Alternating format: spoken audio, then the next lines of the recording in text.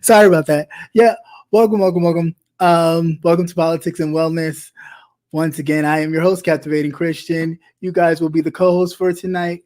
We'll be watching the results as they come in, as of course all of you are, I'm sure. Um, you can give me your live reactions. You can pop on. I just ask that you be respectful, of course, and let's just talk about it. Of course, I've been anxious, been out all day, so please forgive me. It's the first time I've said like really took it all in 2 days. It has been crazy, but fun at the same time. To see the young people come out, a lot of first time voters. Yes, my nerves are bad too, but and I don't have any alcohol. That's horrible. Um, but kind of still staying hopeful. But again, it was still nice to see uh, the people turn out. Um, hey, Stephen, how you doing? Welcome, everybody. Welcome. Yolanda Montgomery, welcome. Um, Quiet Storm, how you doing? God is love. Welcome. Hey, everybody. Thank you so much for coming. Let's just have a good time. Let me know your thoughts, how you're feeling, because I want to hear from everyone. Any experiences that you may have experienced, phone calls, somebody telling you not to vote, any of that, definitely do share with the people because it's important. Also, what else? I wanted to say something else. It'll come to me. But yeah, so we're going to talk about that and Senate races as well that they have going on. So I'm going to drop the link and also share my screen. So, and I know because I'm watching internet TV, so a lot of this will be slow. Sometimes you guys will be faster than me. So, it is what it is with technology. Uh, the election is a nail biter. It is a nail biter. That is true. Just give me 1 second, guys.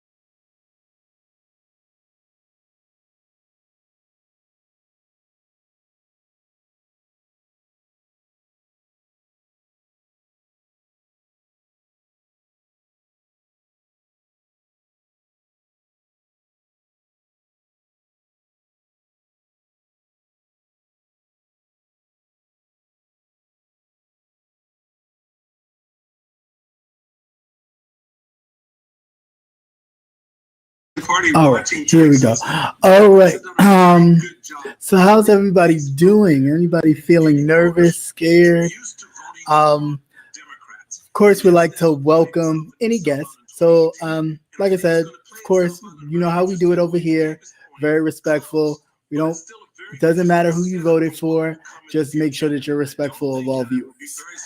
And of course, my favorite person in the whole wide world. Hey, Auntie Donna, how are you? I'm wonderful. I'm wonderful. That's great. Oh, wait a minute. I got to turn you down in the background because when I get on StreamYard, I use two devices because StreamYard chat be too slow for me. I want to say thank you for all your help. Oh, no worries. Yes, I have been voting since I was grown enough to vote. Right. Yes, I have been voting not just for presidential elections. I vote for school, everything, governor, mayor, Right. councilman. I vote for everything. Right. And I've had help with me because I really could never get into politics, Right. but you've helped me so much understand and Oh, thank you. maneuver through this. Yeah. This has been such a good process for me because of you, Jay Wilson. I just want to Oh, thank thank you you so much. personally. And I went yesterday Hmm. and I voted. I put it in the ballot box, Hmm. and I took a selfie, but I can't post it because then folks would know exactly where Right. I live. Exactly. Please don't do that. But I did take a selfie because in New Jersey they don't give stickers. Right. So Right. I always do. I usually do it in front of the flag by my neighborhood, but being that I went early and went by, City Hall, I would it said what City Hall it was, so I didn't post it publicly. But Right. I just wanted to come up and say thank you. I greatly appreciate all your help and understanding. You explain things so good that I got it. I Yeah. really did. And I'm here. I was gonna get me some wine, but I said, ain't no time for no wine. I No, not I yet. need to be praying. I need to be praying, not drinking. Right. Right. So I Hey, left the wine in the liquor store, and I'm a little nervous, but yeah, I know I the am Lord. too. I I know am the too. Lord got us. I know He got Right, us. right. Either way, of course, the Lord has us, and we will, make it through, just like we've made it through tons of other things. But um, it has just been so much that has happened that I I couldn't just sit back and just share a little bit.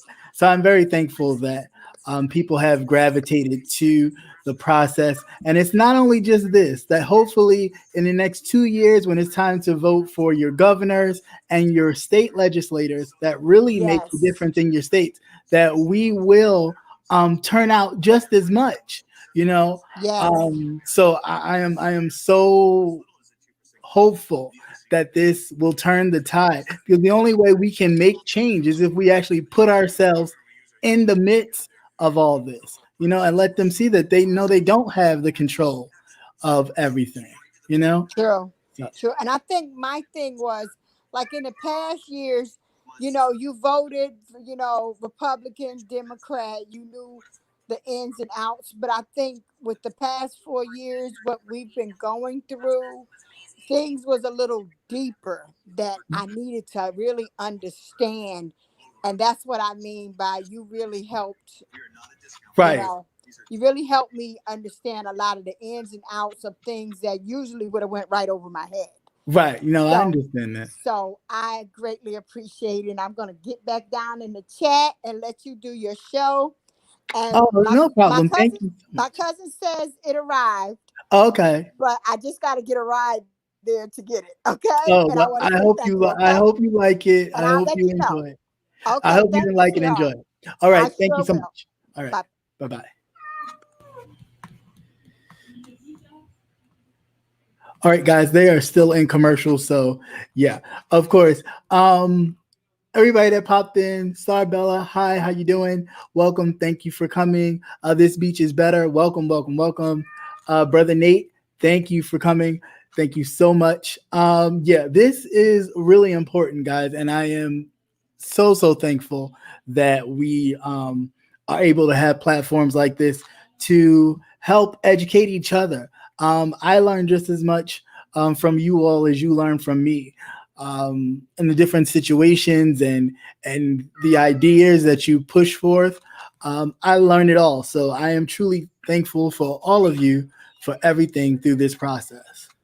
So let me just go back and unmute this. This is the only thing that's probably going to be annoying, is the going back and forth. The nutmeg state of Connecticut, 7 electoral votes in the Joe Biden column. All Show right. you where that leads us as the states color in on the road to 270 with awarded electoral votes thus far. So we are still early on yet, but the colors started exploding off the map of North Carolina, which leads us back to Steve Kornacki. Steve? All right, let's take a look here at North Carolina. Let me call it up here. And again, this is very similar. There was a delay in North Carolina. The polls are supposed to close 7:30 Eastern. Some polls around the state were left open. That means under North Carolina law, they are all delayed. So we're just starting to get results. But boy, so now many of these states are the states that we'll be looking into. Very important to talk about the sequence of these votes. This is a lot like Florida. We're getting the early vote. We're getting the mail-in vote. Then we're getting the same day vote. So it's probably going to be high watermarks for Biden. And then a question of, can he withstand the same day vote for Trump? With that in mind, let's take a look at some of the places where we're getting that vote. This is early vote, mail vote, Wake County. This is the biggie. Raleigh. This is the state capital. You see there, 2/3 of the vote going to Biden. How does that compare to Clinton in 2016? Let's see if it holds with the same day coming in. But this is an area where Democrats wanted to drive up turnout and squeeze more votes out. Keep an eye on this as the rest of North Carolina comes in. Another biggie for Democrats, Mecklenburg County, where Charlotte is. Biden right now running 6 points over that Clinton number. Again, some votes to come here. How many? About 100,000 to come. Can he stay over that 63% mark? This was a state, remember, where the margin overall for Trump statewide in 2016 in Carolina was 3.5 points. But basically, that's it for the Democrats. Raleigh, Greensboro, Winston-Salem, Asheville, Charlotte, Fayetteville here. Let's take a look. Compare this 60% with the early vote. How no, Star Bella, I don't think we will know truly who will win tonight. I'm sure the president will, say he's won, because of course that's what he does. But honestly, no, it'll probably be like how 2000 was. We probably won't know officially till Thursday, Friday. Is my estimation. Can they get more black turnout? Oh my gosh! And I'm just going to check. Is that a stink bug? Next door. Yeah, we don't do that. Yeah, this is a cool Republican county. This reminds me a lot of.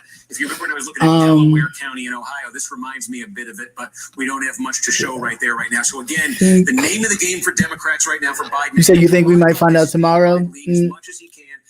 Possibly.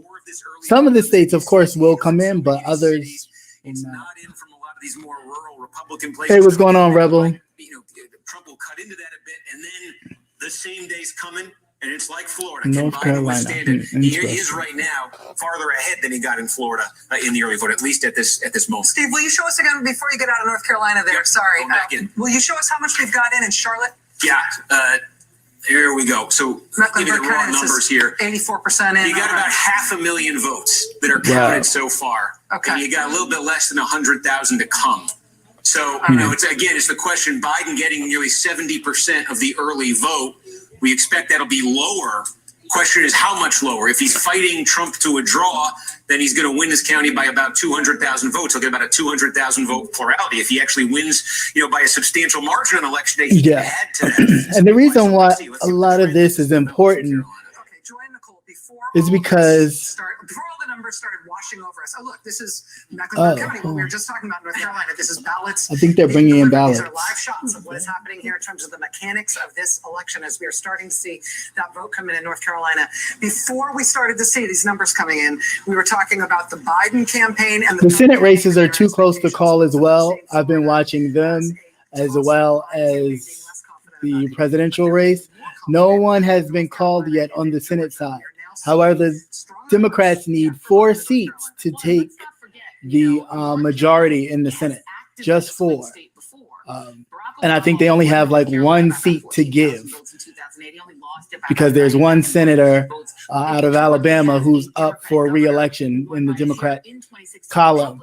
So they literally have to win every kind of contest. They can forego Mitch McConnell's contest because I think Mitch McConnell's going to win his seat. But everybody else, I don't think so. I hope not. The vanguard of the courts have told the post office. We saw the state legislature there, for example, really pioneer these very radical anti-democratic, both anti-capital D-democratic and anti-small D-democratic. To do a clean sweep of all of their facilities for mail-in ballots. Yeah, I did hear that. The court did give that order to the post office, the postmaster general, that they needed to sweep everything to look for ballots, and that if they find them, they will be counted within the time. I would keep my eye on North Carolina, but I would be obsessively watching Wisconsin, Michigan, and Pennsylvania. That's the whole ball game. Now, the reason North Carolina is interesting to watch do you is because believe it's an that Trump insurance policy. is going to The win? whole game No, I mean, is of course, I Wisconsin, don't believe Michigan, that, James. Pennsylvania. You're crazy. We're gonna keep watching But North welcome, Carolina though. because the people of North I Carolina are don't. I beautiful. mean, I'm Their votes hopeful. deserve I mean, to we be have to right. be. Look like I mean, we ours. cannot, In terms of how you they know, just have a vote sideshow. or believe in the process or even participate in the process if we don't have some bit of, you know, hope. It's all about, it really is all about hope, because what we don't realize is that, yeah, the outskirts may vote for Trump, but if we turn out and turn up in the cities, in the areas in which we concentrate, we can balance out the outside vote. Okay, coming up on 8:30. It isn't much in terms of new news. Another state on the map, you see it, along the Mississippi River. But here we are. We've just passed the 8:30 mark, and in Arkansas. And the night's not over yet. So, you know, slow down. Now, it is too early to call between Biden and Trump in Arkansas. Back to the East End and our conversation ongoing. Let's bring into the conversation now our friend Chris Hayes, who has been watching these things alongside. Yeah, so we have it's a long road, okay? So I mean, granted, we can all believe what we want to believe, but it's gonna be a very long night. It's gonna be a very long night. It's gonna be a close race. We already knew that. So our nerves are bad. Yes, mine are a little janky, but we just, you know, need to take moments, take a breath, and kind of stay focused and be encouraged. We definitely do. Because that's the only thing that is looking hopeful, that he is outworking what Clinton numbers were in 2016. So that's important. Who are coming, who are rapists. That is important. Really ratcheted back that rhetoric, particularly down the stretch. They obviously saw, I think, post Kenosha, that they couldn't run up the numbers among white voters as much as they could, and they made a quite clear. You need a tranquilizer. Direction messaging wise, and so far tonight, particularly you look at Miami, those Miami-Dade numbers, and you look at other counties. Yeah, it can be a lot, but I mean, it's the process. You gotta, you know, you have to trust the process. All right. Hey Jay, how you doing? Welcome. Thank you for coming. Please, everyone, if you haven't, please make sure you hit that thumbs up button. Please, I know it don't cost you much, but it is definitely important to how this stuff gets spread out, so more people can check out the channel, check out what I do. Also, so that we can actually have more conversations about exactly what's going on, and the importance of going out to the polls and voting, and not just here, but when it is time for us to vote for our local officials, is just as important. Chris Hayes, thank you, my friend. I'm going to shoot it back over to Brian at this point. Because we have to make sure we help whomever will be president to help us on the other end. So, you know. Which is going to be the bulk of the vote in most of these counties, coming in some big places. We mentioned Dallas. Hey, TC, how you doing? Thank you for coming. Welcome. Here, it basically a draw between Trump and Biden. How does that compare to what happened in 2016? Well, in 2016, this was a 9-point win for Donald Trump. By the way, in the 2018 Senate race, when Beto O'Rourke lost by 3 points statewide, he won Tarrant County by 1 point. What's left to come in You're waiting County? for this moment for months. Yes, we definitely have. You ain't never lied about that. For months, I've been talking about this, waiting for this moment. So if you think your stomach is in knots, my stomach is in more knots. Like, I can't even laugh. That's how tight my stomach is. But, you know, just gotta stay hopeful. But anyway, welcome to everyone who's coming. Please make sure you hit that like button. Thank you. What does this do when you compare it to 2016? Biden right now running 5 points north of Hillary Clinton. Again, but a lot of these counties, it's important to see that he is running higher than Hillary Clinton. Clinton did against Trump in 16. Really, it's to because it's showing a change against Ted Cruz in the Dallas metro area, Dallas Fort Worth, in the Austin area, San Antonio, Houston area. These are core Democratic areas. Serving shit anytime she can. Valley, and we're still waiting on that. Remember, Kamala Harris made a trip down there. I think late last week. I don't really. That's why I don't really watch CNN. CNN is too busy trying to make sure that they pander to. Let's see what the same day vote did. Their Trump supporting audience instead of just reporting it. Facts. Just reporting facts. Looking at these. All right, Steve, thanks. We want to go to correspondent. Oh, okay, cool. Just wrapped up in Philadelphia. Houston. Garrett, first of all, explain to our viewers just how big an area and population we're talking about compared to the rest of the U.S. when we talk about Harris County, where we know the early vote has been a record setter. Yeah, look, Houston, Harris County is going to have more total voters in it than does the entire state of Nevada, and they've got something like 6 electoral votes to their name. It is the driver of Texas politics, especially for Democrats if you're trying to win at a statewide level. And looking at the numbers that have been reported early so far, it's not clear that Biden's going to have the margins that he needs here. This is a place that Beto O'Rourke won by 200,000 votes or so in 2018. Biden is up right now, but he's only up by about 189,000. There's probably 200,000 or so votes outstanding. That's how many were cast today, plus mail ballots that'll continue to come in. But Biden, if he wants to not lose by 3 like O'Rourke did, needs to expand upon those margins here in Harris County. Harris County Dems had been hoping that they might get up to like 1.7, oh, really? Maybe 1. I haven't watched CNN today. I try not to. Like hey, Jess, how you doing? Thanks for coming. Like so many of these other places, you gotta build that big firewall with these early CNN to me, like they try to pander too much to the Fox News crowd instead of just reporting the actual facts. They leave that up to, you know, the Chris Cuomo's and the Don Lemons instead of just reporting it. Instead of just reporting how it is. Missouri has been shifting her focus to the east, to North Carolina, on both the presidential and senatorial fronts. Claire, what kind of cookies did you bake? Quiet the Storm. Numbers coming in North Carolina are very good for the Democrats, and you know, nobody I love more than Nicole. But I gotta say, my phone started blowing up when there was some comment made about North Carolina being a sideshow. To the Senate, it is the Senate. Yeah. To all these Democratic senators, winning that Senate seat. Yeah, that Senate seat is important. Yeah. To dethroning Mitch McConnell from his perch. So North Carolina is catching people's attention, and I'm hearing from folks in Ohio that the numbers there look better than they expected in some counties. So I think we thought we were going to be talking Florida and Georgia a lot. It may be that we end up talking about the Carolinas. North Carolina and Ohio. Nicole Wallace, your name was invoked. Hey, Patty Duke, welcome. Thank you for coming. Staffers always invoke the ire of Senate candidates, and I didn't. Some Halloween pumpkins and cookies. Yeah, I've been binging on candy corn, and I know that's not everybody's thing, but I like it.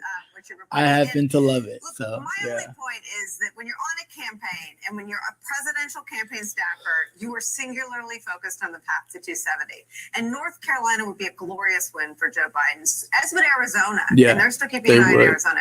But we shouldn't pull our viewers. Right, that's a good question, Nate. That is a good question. Are they edibles? For Joe Biden to get to 270, the strategic plan, the travel schedule, the surrogate schedule, the advertising dollars, the phone banking, the GOTV programming was always designed for the I guess. Yeah, CNN.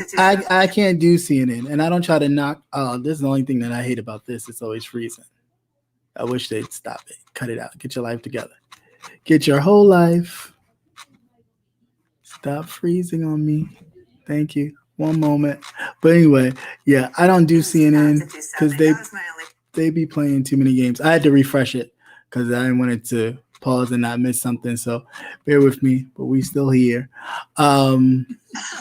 Yeah, there we go. Well, the senators are Because very ain't nobody got. excited about both Arizona. I ain't got time for North CNN and Carolina their for mess. obvious reasons. Those are two of the They're more too sensitive busy. things. Let's pick up. Yeah, I mean, the Senate race, at some point we They're should so talk about concerned how the about Senate races are losing unfolding thus far. Trump supporters to Fox News, or they have some kind of partnership with Donald Trump where, you know, he trashes them 1 minute and it brings a little bit of traction their way. People watch them. And I think they do this back and forth. Yeah, I mean, unfortunately, I think Mitch McConnell, exactly, God is love. I love candy corn too. You are my soul sister. I love it, love it, love it, love it, love it. And my mother would always send me like bags, like soon as October hit. Right, but you just said 2008 was the year that Obama Biden won North Carolina, right? And let's keep in mind again, Tom Tillis has done himself a lot. Tom Tillis, hey, bench thinker, how you doing? Welcome, welcome. And he wasn't really the only thing I am drinking is some water with some chlorophyll in it. So I figure if I start cleaning my, you know, systems and insides, that maybe everything will be good. So, and then I'll drink afterwards. They've already won it. And again, when Obama lost North Carolina in 12, it was by 90,000 votes. Barely lost it. So the reality is Tillis is one of the most endangered senators. Oh, that gummy nerd rope. That's awesome. Carolina isn't more in play than Florida in a lot of fun. I've had that before. It'll be interesting to see whether or not Cal Cunningham, the Democrat running against Tom Tillis, whether his fate is inextricably tied to Joe Biden and Kamala Harris in North Carolina, or whether there may be some divergence between those two seats. That dynamic in these states, some of them are swing states, some of them not. Guys, please make sure you hit the thumbs up button. Please, please, please. It doesn't cost you much, but it does help the messaging get out, especially from this channel and what I try to promote. And again, if it was your first time voting, please let me know in the chat. So please let us know if it was your first time voting, because we definitely want to celebrate that as well. Or if your first time voting in a long time, definitely want to celebrate that as well. That's important. 232,000 votes. There have been a lot of developments here since the last time we checked. Yeah. What's left to come here? Miami-Dade still has about 130,000 votes left. Interestingly, it looks like in the same day vote that we've been looking at, Biden actually holding his own, I would say, in the same day. Remember, he had dipped under 54% overall. He's now hit 54. It may not, that suggests maybe as more same day comes in, he may not fall farther than that, but he's already fallen far from where Hillary Clinton was. There's more vote to come in Tampa. Looks like about 30,000 left in the Tampa area. I'm just looking to see here. The same day trend there is favoring Trump. More vote. Here we go. We got about 50,000 still in Pinellas. Biden under 50%. Duval still has about 45,000 left. Biden, that will be a bright spot on this map for him. That is better than Hillary Clinton did in 2016. We're just looking at Orange County, where Orlando is. Biden, take a look at this. You can see basically at where Hillary Clinton was, a little bit, a touch over where Hillary Clinton finished in 2016. If we just hit this button here, I want to take a look where the remaining vote is. We can size these. The bigger the bubbles here, the more remaining vote there is here. So you can see there is a little bit up here in the Panhandle, Republican. As I said, Tampa, we just took a look at Hillsborough and Pinellas. It doesn't look like the trend of the vote that's remaining there is going to be that favorable to Biden, nor is that the case in Duval. Okay. I took my husband. It's been 10 years. Wow. Congratulations. Biden might be holding his own, but it doesn't look like he's making big gains. The other big I mean, I think this was a real important one. I mean, a lot of times, we just sit out and just say, whatever happens, happens. But it's been too much to really sit back and just allow nothing to happen. Yeah, I love Nicole Wallace too. She's a Republican, but she definitely just, she's honest and truthful with her messaging. And she does not, if the Republican is really not telling the truth or, factual about what they're doing, she will call them out. She doesn't have any kind of party alliance where she'll just swallow a lie. That is bigger than Trump's margin was in Florida in 2016. He leads by 2.2 points here. Let's see if there's anything more from Broward. Otherwise, it's what I showed you. All right, Steve Kornacki, watching those votes come in Florida as we see them come in close to over 90% statewide at this point. We are still looking at a lot of too early to call races, including big important ones in terms of the path to 270, like Georgia, like North Carolina, like Ohio, like Florida, like New Hampshire, like Pennsylvania. There's lots still to come tonight. We're going to take a quick break. Before we take a quick break, it was Purdue who mispronounced Kamala Harris's name, not Tillis. My bad. Right. Purdue was David Purdue. I knew it was one of them. Not South Carolina. Sorry about that. The wrong mispronouncer. These things happen. We'll be right back.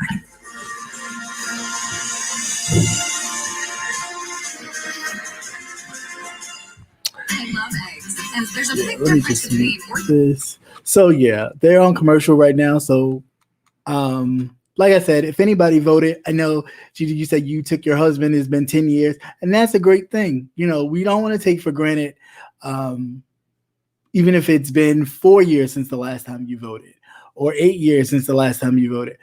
If you went out and voted, definitely thank you. The only way we can make change in this system is that we must participate. We cannot, talk about a system that is not built for us and yet want to do nothing to put ourselves or involve ourselves in the system. That's a huge problem. I know I got caught up with a whole bunch of other stuff, but like the Lil Wayne situation and all that, it's like, I don't even see how people would allow somebody to play in their face like that. And that's what I think of when I think of like Lil Wayne and all these rap artists who are more concerned about their taxes now because they're in a different tax bracket and they don't want to pay no money than really concerned about the neighborhoods where they came from, and the violence and the hatred that they're facing in the places that they came from. That is my problem. Then that is my issue. The fact that you're in a total different tax bracket now and you can, say, well, I don't want to raise my taxes or I like his plan, and you don't really even know what the plan is. You sitting there when somebody questions you, well, what is his plan? What is Trump's plan? What is Biden's plan that you don't like? You have no words because you haven't even done your research. You just think you're going to come on TV and say, hey, don't vote for him. And all these people that buy your albums and listen to your music and consider you to be some sort of lyrical genius is just supposed to go, hey, okay, sure, I'm not going to vote for him because he said so. I think that's, come on, we're smarter than that. And if they didn't think we were smarter than that, we definitely need to show them that we're definitely smarter than that. And I know it's a cancel culture kind of era where it's like, oh, well, cancel them. But I think we definitely need to start looking deeper into these entertainers and kind of understand, well, are you here to just entertain us? Are you here to push an agenda as well? Because if you're here to just entertain us and give us good music or movies to watch, then that's what you should stick to. Don't try to cross your lanes unless you prepare yourself to cross a lane. I really wouldn't care about anything that Lil Wayne says because he says that racism doesn't even exist anymore because he has white people at his shows. Okay. And George Floyd and Breonna Taylor has nothing to do with him, so it doesn't concern him. Of course it doesn't. But your daughter runs in those same circles with those young people. So if something happened to her, will it concern you then? God forbid, of course. But, that's the kind of disconnect that we're dealing with.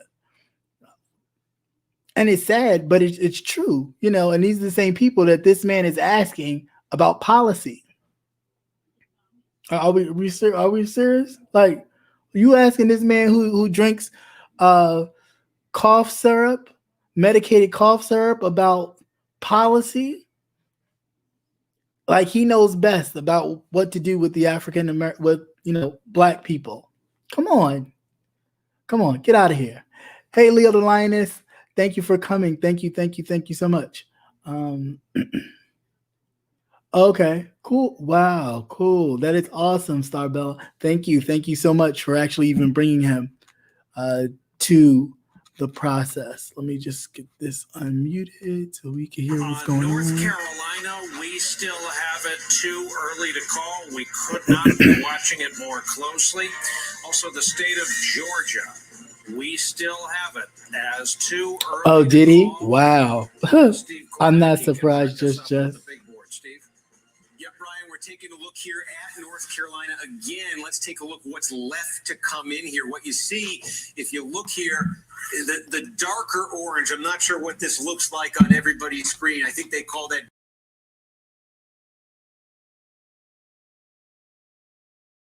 0.9 million, a little bit more of the early in the absentee vote. And as we've been saying, we expect that to favor Biden in most places tonight, at least to be better for Biden. And the same day, the small bit of yellow or gold or whatever that looks like on your screen, I'll circle it because it's very small in case you can't see it. This represents the progress we're starting to make in the vote counting toward the same day vote.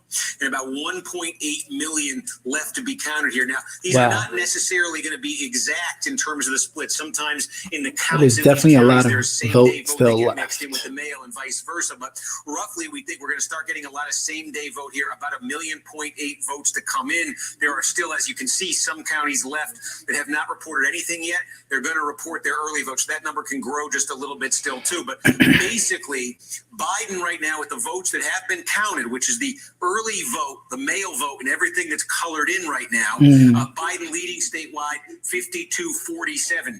Again, what it means is all these core Democratic areas, whether it's Asheville in the west, Raleigh in the Triangle, Greensboro, Charlotte, Fayetteville, these are all places that have come in with their early vote strongly for the Democrats. There are still some, you look in western North Carolina here, there are still some counties that'll be strong for Trump, smaller, but will be strong for Trump when they come in.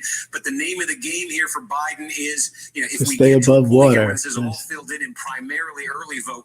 He wants to be ahead then, because we expect the same deal for Trump. Hey, Steve, forgive me. We are awarding the state of Arkansas, as expected, to Donald Trump. 6 electoral votes. That's where the vote is coming down that's as crazy. of this hour. And this is what this state does now to the map. You see red filling in the center of the country.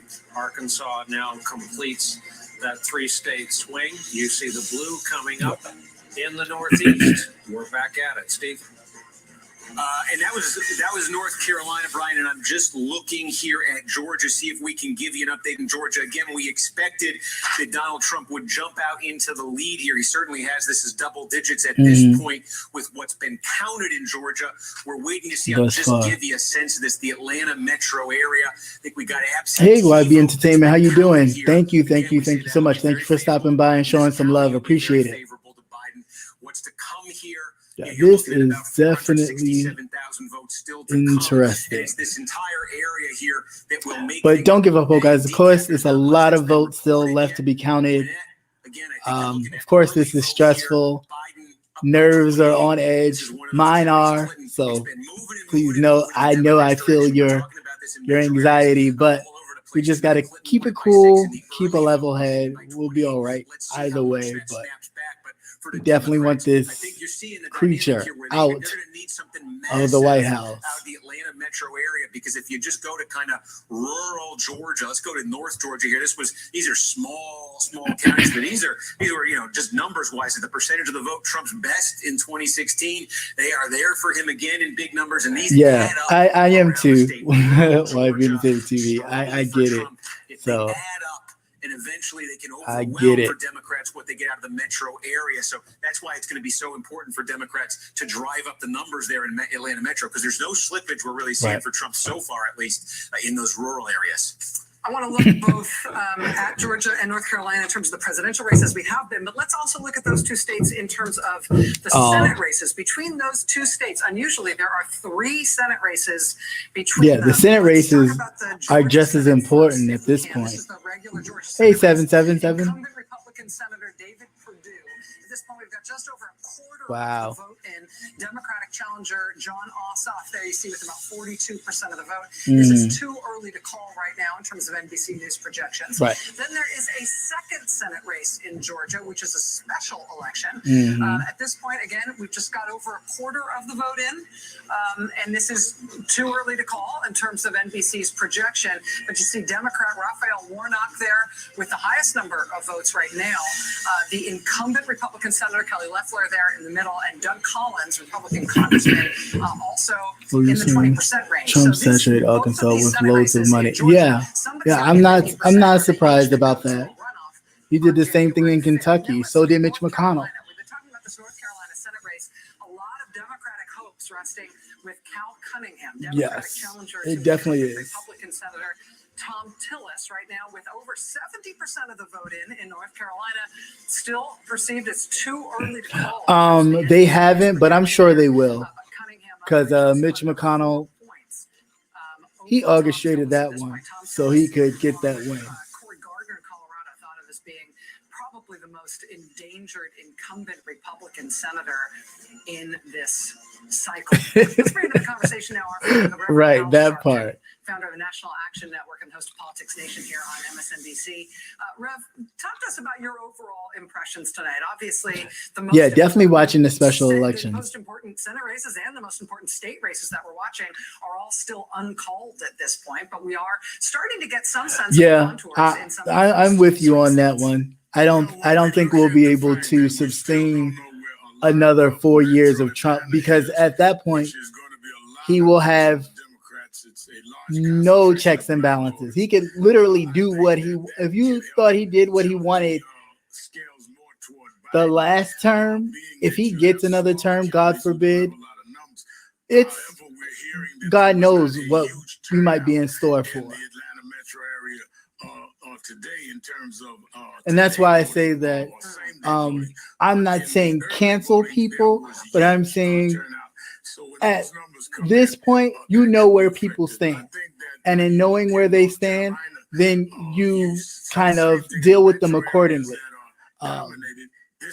Because I would not be promoting someone or even buying or purchasing anything from someone who is okay with myself being injured, my nephew being injured, because they're in a different tax bracket than me now, that they feel like, well, I don't care anything about those people, but those are the same people that go to your concerts, buy your music and your radio, participate in anything that you do.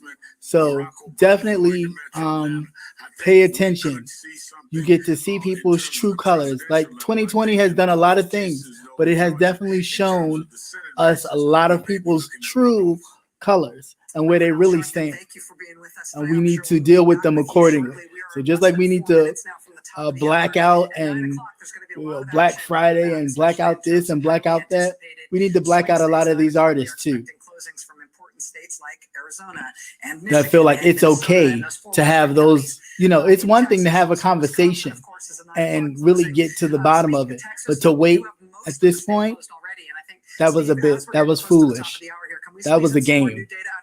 Yeah, let's take a look here. About 2/3, a little shy of that, of the vote we think has been counted in Texas. Biden continues to hold a lead here. You see it's fallen under 100,000 votes. And again, just take a look here. There's still over 4 million votes to be counted here. But there are a couple things we're seeing right now. So draw your attention to a couple places. Austin, core Democratic area, Travis County. Right, division does make us weak. It does indeed. With 91%, we got about 58,000 votes left to come. That looks very impressive, and in 48 points, it certainly is. But keep in mind, in 2018, right, when Beto O'Rourke came close to beating Ted Cruz statewide in Texas, he was winning Travis County by 49 points. So again, the name of the game here for Biden is to get north even of that. Let's look sort of outside Austin. This is one of those areas, where Democrats have been doing better and better. Hayes County here, there was extraordinary turnout in Hayes County in the early voting. And again, about 6,500 votes to come. Biden leading. I've unfollowed a lot of people too. And I try to be open because, you want to be open because you want to, people have a difference of opinion and you want to be open to hear people's opinion, but I'm all about facts. I don't really too much of your feelings. Not when he's allowing people to, he's giving a green light to the police to murder brothers and sisters, and you think that they're going to easily get away with it. That's ridiculous. I have a problem with that, a huge problem. We're seeing that in a number of these counties down here in the border area. I think I showed you Cameron before, getting rid of food stamps during a pandemic for people that need them. 700,000 people. So, I mean, all those things. Getting rid of rights for tons of people, not just LGBTQ people, but for people with pre-existing conditions. Tons of things are getting erased. And if you think even if he loses that he has no power, he's still the president until January, whenever. So you can imagine what he will try to push through until he is officially kicked out. So this is just like, whew, okay, at least we know when January comes, we have a new president, but we still got to worry about what he's going to do up until, because he still has time. So even though it may be over to a degree, it won't be completely over. Majority minority for nearly a decade now, which has such an incredibly young population. The two sides of that coin aren't going to. We definitely have to be mindful about the people we follow, about the people we use to do that. We're coming right up on those 9 o'clock poll closings. Lots and right, lots and lots of right. That is true. We're inside 15 yeah, seconds coming up on that's really big. That is so true, because that's what it is. It's a green light to co-signing the killing of black folks. So now if you have your own people saying that, you can just imagine. NBC News is projecting. Let's start with a big one, big Northeast state with 29 electoral votes. Of course. NBC News projecting as expected Joe Biden. Let's be very clear. In New York. New York cannot stand Trump. Talking about Texas, we have it too early to call. Michigan, hugely critical state tonight, too early to call. Wisconsin, ditto, too early to call. Minnesota, too early to call. To the vital southwest state of Arizona, too early to call. Colorado, too early. The Punkin had the nerve to erect a wall. Yeah, he did. Did anybody see that? He had a wall around the White House gate that you can't climb, so nobody won't jump the wall.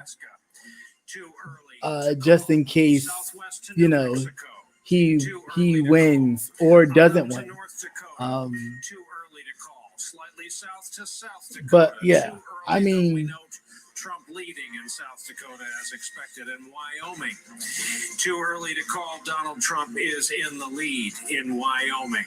Let's check out the bar graph from the outback view of our building. When a lot of the other states close, like California, when the West closes, then it'll really be game time. Like Florida, too close to call. Wow, 92% in. Yeah, it's early. Hey, Linty, how you doing? How you doing? Welcome. Please, everyone, if you haven't, please make sure that you hit that thumbs up button, please. It doesn't cost you much, but not anything at all. But definitely to help get the word out so we can have dialogue like this and other things going on, and other people can, you know, join in with their perspectives. So it's very important. Review some of the major Senate races people have been watching and following for months now. John Cornyn is heading back to the U.S. Senate from the state of Texas. Boo. In Arizona, the McSally-Kelly race. I hope Kelly wins. Early to call. In Colorado, talk about a closely watched race. Cory Gardner, Yes. John Hickenlooper, too early to call. And in Michigan, the Senate race, too early to call. That's going to do our review with the seats. We just need 4 seats to take the lead. Just 4. Steve's in Ohio. Hey. Yeah. I'm just trying to get an update there. Let's take a look here at Ohio again. It looks like about Yeah, it was burned twice. That is true. But I think it'll be a lot harder to burn it this time, though. I wouldn't suggest it, brother. I wouldn't suggest burning it. It's a lot harder to burn it, but it did burn twice. You're absolutely right. Still a ton to come. Core Democratic area, Biden running, this is above, this would be substantially above, as we say, the Hillary Clinton level in 2016. Hillary Clinton, the margin she lost this state by in 2016 was 8 points. So when you go across this map, Biden needs to be improving on that margin, wherever it is, give or take by about 8 points here. So let's just take a look here, a couple sampling of different counties. We've been mentioning this one, Delaware County, sort of suburban, exurban, outside of Columbus. I don't think they've counted many more since the last time we checked in here, but just a reminder, this looking like substantial progress for Joe Biden. A 17-point loss for Hillary Clinton. Here's Joe Biden leading it by nearly 9. That could come down as more votes are counted, but not, it's not going to come down to a 17-point victory here. Take a look here in Franklin County, the state capital, Columbus. Again, a little bit more than half the vote, and this was 27 points. Oh, that's crazy. That is crazy. And that's crazy. Like, you make the choice to be homeless. Come on. Especially if that's your president, you should be able to get all the benefits in the world, right? Right. It was 27 for Clinton, 8 points statewide, 35 or more, and probably in a county like this, close to 40. He's at 52 right now. Let's take a look up again in Lucas County, where Toledo is, still with 150,000 votes to come there. Again, 18 points was the Clinton margin. It's close to 50 now. Let's see what happens where that comes down. We're looking over again in the Mahoning Valley. Yeah, and that's halfway in. A little bit of that same day coming in right here. Clinton had won this by just 3.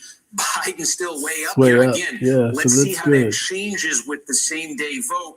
But again, you're looking for places on this map. We could even go through a bunch of very small counties here where Donald Trump, I'm just going to say, hey, God's grace, how you doing? Thank you for coming. Thank you so much for stopping by. Chocolate Capricorn, thank you so much for popping in. I've been too anxious to watch, but I guess I get it, but I got to get over it. I mean, trust, I've been anxious for some days, but kind of got to bite the bullet and, walk by faith through it all and just, do it. These are very small counties. I mean, either way, we are blessed people. Let's not get that twisted. But here's another county, though, Cincinnati. And again, we also, we got to do some work too. So what was the Clinton margin? It was 10. I just feel like does it come down and with us participating or getting more active in what's actually going on, we can actually make a seat at a table that wasn't presented for us. We could just pull up a seat at a table and say, oh no, we here. And there's nothing you could do about it. So either you for us, because if you against us, then we'll get you out of here. And that's just basically what the attitude we need to have. But we need to participate in the system. We do need to participate in the system. We want to see as this vote comes in, is there a late trend to Trump here? But we are seeing in a lot of these places a substantial Biden improvement from 2016. I think it's clear he's going to do better in this state than Hillary Clinton did in 2016. The question right now is these votes come in, and again, let's just refresh here and look at statewide. Will he do 8 points better statewide, enough to carry it? Well, I was going to say, this is what the Biden campaign will tell you is they added a trip to Ohio. Oh yeah, they went. Yeah, they made. Hey Shay, how you doing? Welcome. And what they would say, I think, is that nice to see everyone. It is nice to see everyone. These voters have a lot in common with the kinds of suburban voters they were targeting with their closing it's messages. perfectly fine. It doesn't even. I mean, big speeches. It's not even. Other things to me are more important. Like we're all gonna have some drama every once in a blue, but certain things surpass that. And this is just one of those moments. Like, definitely surpass it. Hey, Queen Lady T, welcome. Thank you so much for coming. Please, guys, please make sure if you haven't, hit that thumbs up button. Please, please, please. Hey, Jane London, nice to see you. Nice to see you. That would make up these gaps that Steve is talking about in the last 30 Oh, no, minutes. not a problem. Not a It problem. would be of great interest, and there would be sort of a through line between the issues that would have turned them toward Biden in these closing days. But it's funny that this is the reason that a lot, particularly older Black voters, wanted Biden to be the nominee. He is the kind of candidate who could do the best with white working class voters that a Democrat can possibly do, which is not that great, but better, obviously, than Hillary Clinton. And Obama was able to win there. So, I mean, he's got a white working class sensibility, but he's also appealing to what we're calling the wine moms. And it is interesting. Not the wine moms. They're called the wine moms. I missed this. Have you missed this? These are the moms who these are college-educated white women. The same white women who voted for Trump 4 years ago. Who flipped the House back to the Democrats. Yeah, because they got exposed. Expended all of their energy and anger. They're also the women that Trump is calling out to when he's bellowing about suburban women. Give it to the TV. I needed a break. Thank they're you. the same voters who Black voters. Oh, sure, no problem. Because it's important for all of us to watch and be a part of. Another state call, and that is, as expected, Donald Trump the winner in South Dakota. And while it hasn't come up a lot tonight, there is that stretch of coronavirus that is raging through the Dakotas right now. And that's only with 3% in. 2020 during that is crazy. Pandemic, but that's our that is crazy. It's all said and done. Looks to be about a 70-30 split in South Dakota. Here is another red state on the national map. Sorry, back to the conversation. Hey, Robbie, thanks again for coming and stopping through.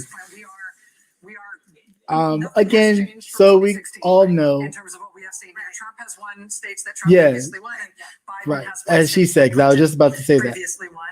Some things haven't changed, but the states that Trump did win, very close with Hillary Clinton, Joe Biden seems to be even surpassing Hillary's numbers. So that's a good sign. In terms of what's possible for the next election is by looking at the last election, particularly when it's an right. But let's not, we weren't looking towards North Dakota, South Dakota. Most of the middle of the thing, we already know where it was going to be. Exclusively me. Hey, welcome. What you're looking at right now, we've been talking about Hey, your feet are sweating.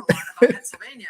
We haven't heard a lot from you in terms of what's in Pennsylvania thus far. Is there anything in Pennsylvania that is worth talking about yet? Yeah, not much. Yeah, we definitely need to make our demands, but not, trying to hold back votes, trying to make demands when we've been sitting back, making barbershop 3, 4, and 15, or making all types of music and then decide, oh, now I want to get involved. You should have got involved 4 years ago.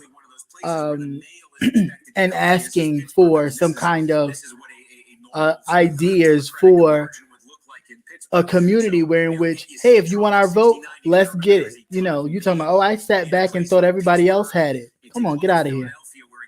I don't have nothing you have to say at this point. Yeah, no, I mean, it is all about hope. It is all about hope. Let's not forget that this is still early yet. Joe Biden has made some strides in different places that Hillary did not. So we're looking for certain places, like Pennsylvania would be one. Of course, Nevada would be a toss-up to kind of figure out where this would go. So we need. I'm going to encourage people to disregard this, and I'm going to look into this because that doesn't make sense. With what 95% I'm seeing there in Lehigh County, I think there might be an error. Sometimes there are numbers moving around in the system, and the wrong thing pops up at the wrong time.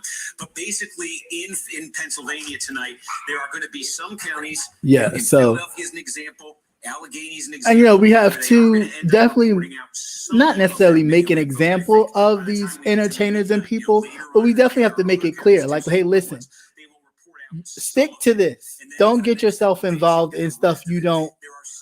If you're concerned about your tax bracket and where you are, fine. But do understand that the people that support you, the people that buy your music, the people that go see your movies are the ones that are dying in these streets. And if you're going to sit here and be concerned about your taxes and not concerned about the actual people that pay to go see your movies, to listen to your music, to go to your concerts, then we need to take a step back even from them. Here, depending on the method that the county is using in Pennsylvania. So the overall picture when you're looking at Pennsylvania. Yeah, I do too. I think honestly people will. We gotta let the process, ride it through. And it's nerve-wracking. Elections are always this way. They're never smooth sailing. They always and it's still early yet. More than in other states, we are looking at just dramatic shifts between those two buckets of votes. Oh yeah, of course, without question, sir. in Pennsylvania. If Obama would have done anything close to what Trump has done in the past 4 years, Democrats themselves, white and black, and the black ones would have done it because the white ones, pushed them to do it, and they probably would have joined the bandwagon, but they would have kicked Obama out the White House out of anything had he done anything close, or anybody in his administration. Michigan and Wisconsin, but I think So, Pennsylvania in particular, I think it's going to be slow and it's going to be very. We need to be truthful about that, definitely. The reporting and trying to interpret it. Yeah, and to that Right, end, as TLC says, please stick to have been trying to original prepare the rest of the country that for you are that, used as to. Pennsylvania has emerged as such a pivotal state in terms of the electoral college and the Right. path to 270. I mean, prime example, like we're not in your tax bracket anymore, so you don't need to be concerned with us, right? So then you don't need our support. You're not in my tax bracket. I don't need to go to your concert. You're not in my tax bracket. I don't need to support your music. And I just think that's just something that we as a people need to start doing. We can't just always, cancel. We should. I'll take that back. We should cancel clothing designers and all that kind of stuff when they do the buffoonery, like the lips and all that garbage, but also our own. We need to check our own people too and say, hey, no, we're not going to have this because it doesn't help our cause. On this point, you had the person in charge of all legal challenges in every state or in any county, and that's Mr. Bauer. Yes, please hit that thumbs up button. Thank you so much. It's greatly appreciated. That every vote will be counted. And I think that we have talked about an election season, an election week. People still expect an election night. That is still what people are down for tonight. But I think, your deep dive last night, that is the real story about Pennsylvania. Yeah, there's no fuzziness about it in Pennsylvania. Yeah, I mean, we have to realize that there are some people who we have helped elevate, some of our own people that we have helped elevate, and now are looking at us like, I don't care. I don't care nothing about the people dying in the street. I don't care nothing about a George Floyd. I don't care nothing about a Breonna Taylor, because that won't happen to my child. That won't happen to my son or my daughter. And that won't happen to me until it happens to them. We're close to 80% in now, Steve. We're close to 80% in, and again, North Carolina, a lot like Florida, where you get all that early vote. And just like we hold, just like we're gonna hold our politicians to the fire moving forward about any and everything, whether we voted for them or not. The same thing's gonna be with entertainers. If you're gonna put your mouth out there and start talking garbage, we're gonna hold you to it. So now, if it flips the other way, don't try to show up at the inauguration party trying to smooth it over. Like, oh, I was just whoever wins. I was with whoever. No, you was there, Negro. We saw you. You was there. You was chilling. Hey, what's up, Antonio? Welcome. We are at 78% in right now. We're at 70.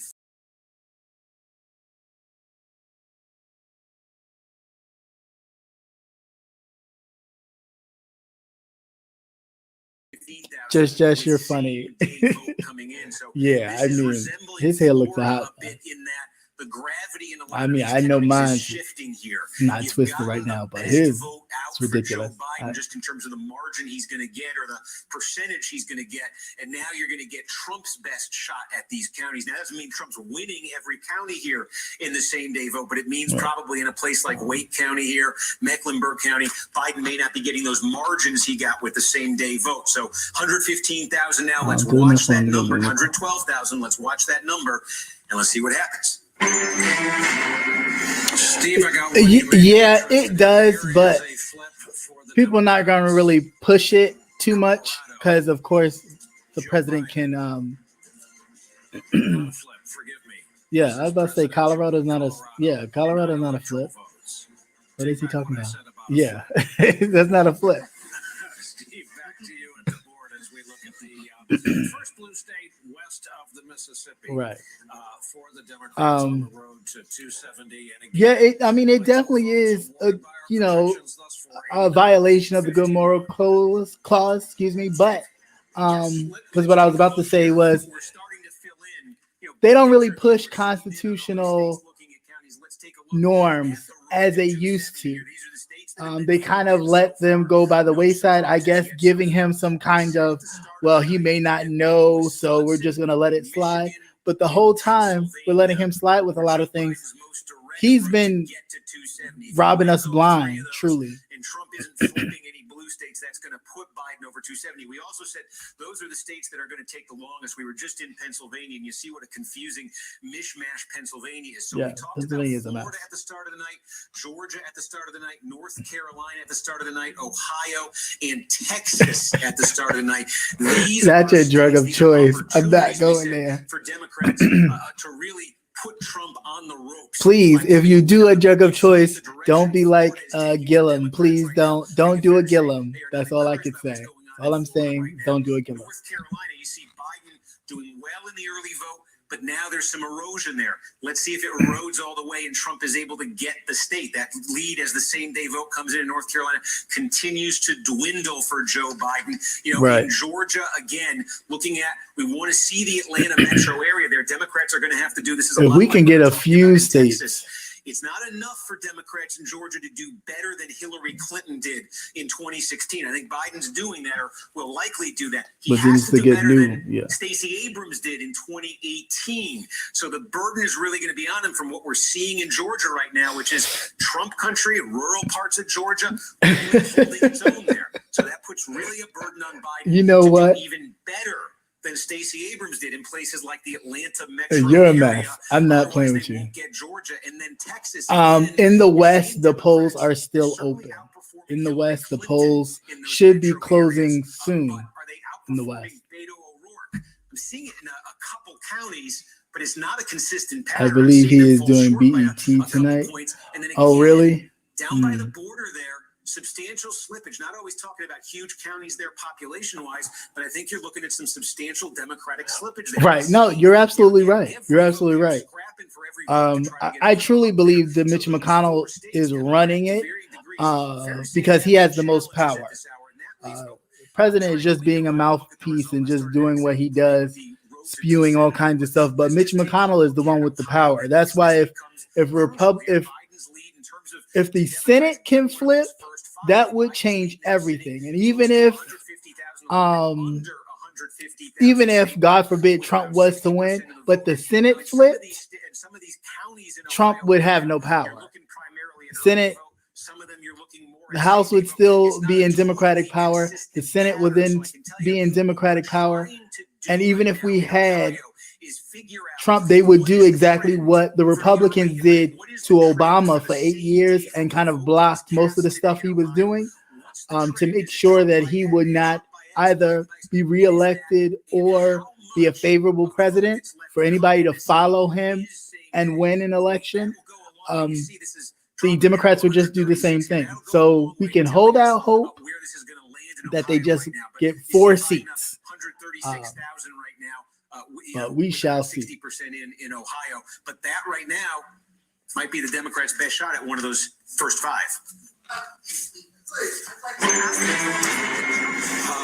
Here we go again. A matching Dakota has been projected for Donald Trump. Again, as expected, North Dakota to go along with South Dakota. I know you guys are fine. Viewers saw that we had quietly added that bit of so we absolutely need the Senate. So if in fact, God forbid, Trump does win, and we can get these 4 seats to take control of the Senate, that's all right. We can live with that because I can live with that too. That's an alternative that I can work with because that then gives Trump no power and all that mumbo jumbo he be talking.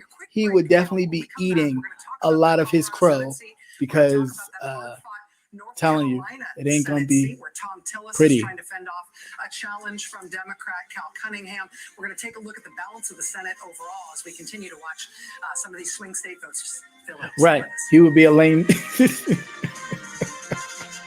I'm not with you. I'm not. I'm really not. And I was about to say it. Like he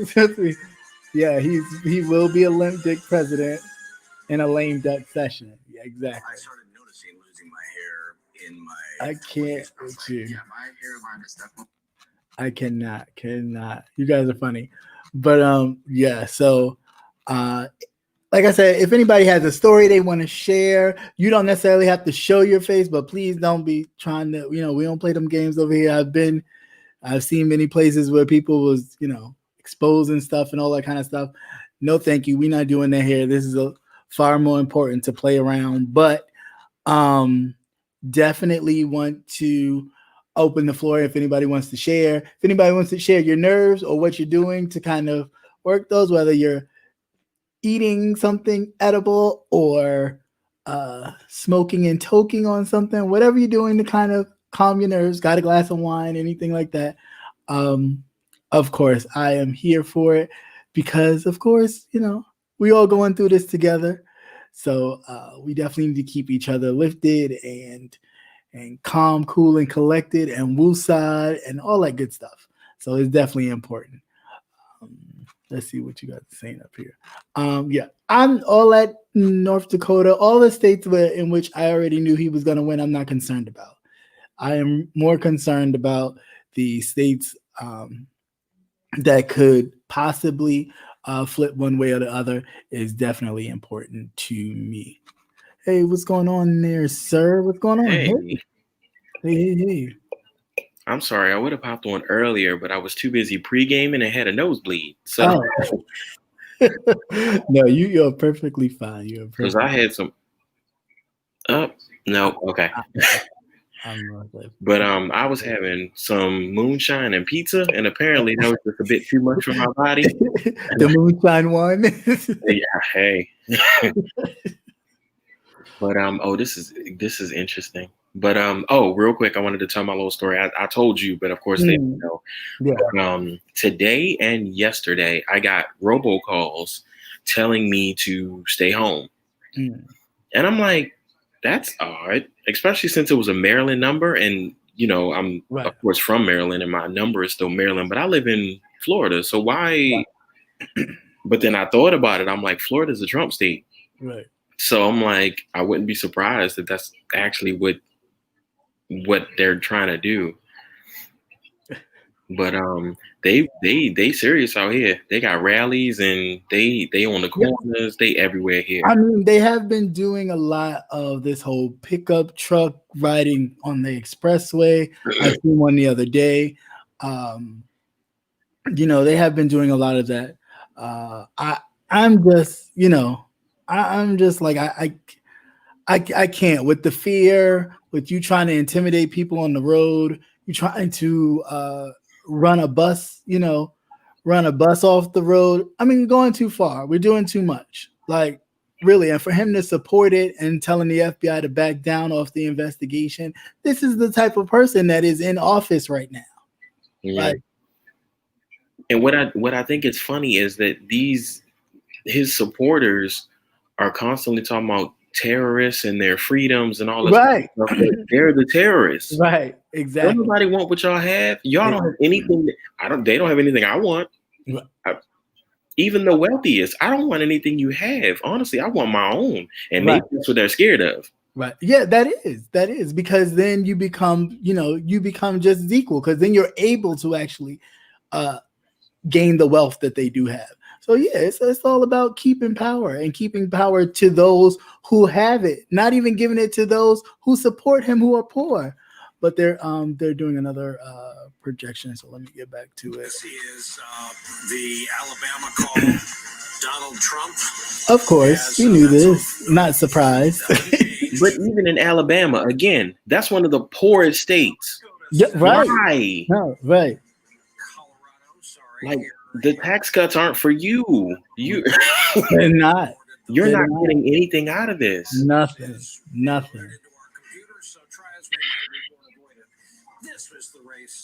Pennsylvania, I already knew Biden was going to take Pennsylvania. It's right in Texas. I'm interested to see where Texas goes. Yeah, I am in Texas. I am very interested in seeing what happens in Texas. They haven't gotten anything from Arizona yet? Yeah, all we need is 3 seats now. I'm looking at NBC News Live. What are you watching? MSNBC? What the hell's the difference? North Carolina is going Biden. Ohio is Biden right now.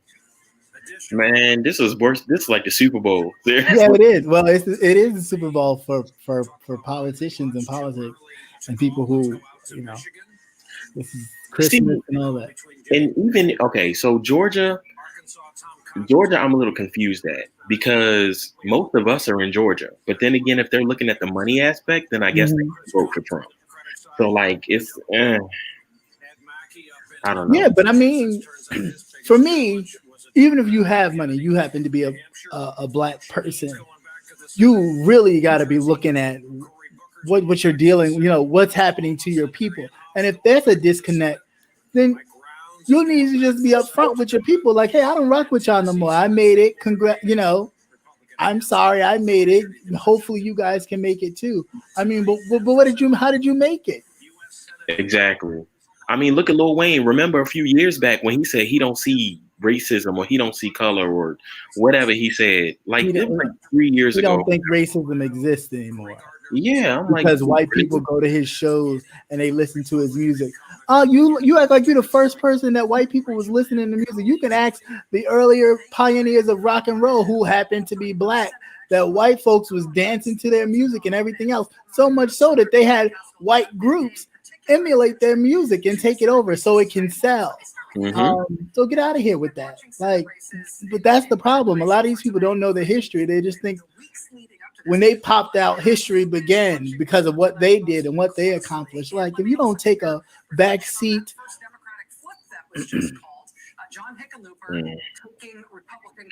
South Carolina is Trump. And even then, South Carolina, again, that's not a rich state. Like, some of these just really make no sense to me. No, they do. They don't, but they do. They don't because of the actual state of the people that live in it. You know what I'm saying? The impoverished state that a lot of people live in. However, they do when they, and this is, you know, way early. Look, we talking Civil War. When you promote, well, hey, you know, you may be just as poor as that one, but at least you're not black. You know, at least you're not black. Yeah. At least you can do that. So it's always that kind of, well, at least we're not them. We got to be better than them. And it's like, well, how? And that makes me question, even for white people themselves, what are your standards? Like, because some of these again, because they have that same mentality, like Lil Wayne would say, it doesn't concern him. It don't have nothing to do with him because it doesn't personally affect him. It's the same way a lot of white people feel. They may, and may even clutch their pearls at watching it on TV, but that's not Johnny in the street with a knee on his neck. Right. That's not Becky who was asleep with her boyfriend Todd in the bed and got shot up. So they don't have to concern themselves with that because it's already like, well, what were they doing for the police to do that? Why did the narcotics team go there? Obviously, they had to do something with drugs, but no, it didn't. And you know, in going back to what you said earlier about the history, think about all these rich people who have these companies that started off bootlegging and selling drugs, but because they were white, it wasn't a problem. Right, but then you won't talk about paying people their due, and these people are still rich to this day. Mm-hmm. People out here like Johnson & Johnson, rich as hell. You won't talk about how many people they had to test that shit on. They still out here giving cancer, aren't they? Talk about the Rockefeller family themselves. I mean, granted, you know. Look at Anderson Cooper. You're able to be a newscaster on CNN, but you did that because you wanted to. Wait, he's a part of the Rockefeller family? Yeah. I didn't know that. Mm-hmm. Damn, he got a lineage. Hold up. Anderson, hey.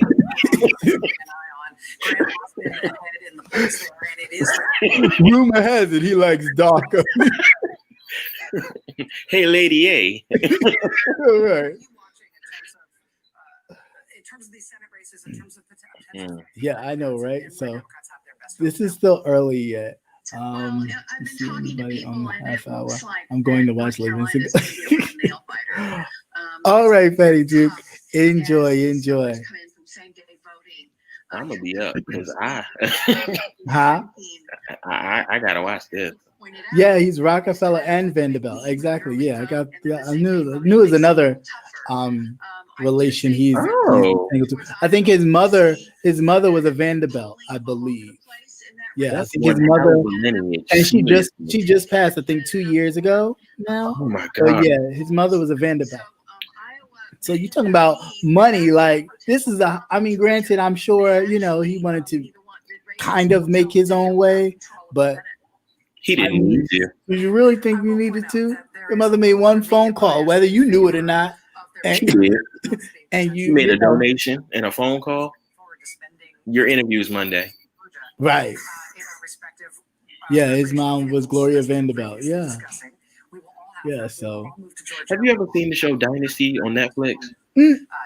No, I haven't seen Dynasty on Netflix, but when I was younger, my mom. They did a reboot of it for the newer generations, of course, and it pretty much explains old money and new money and all that stuff. And it's.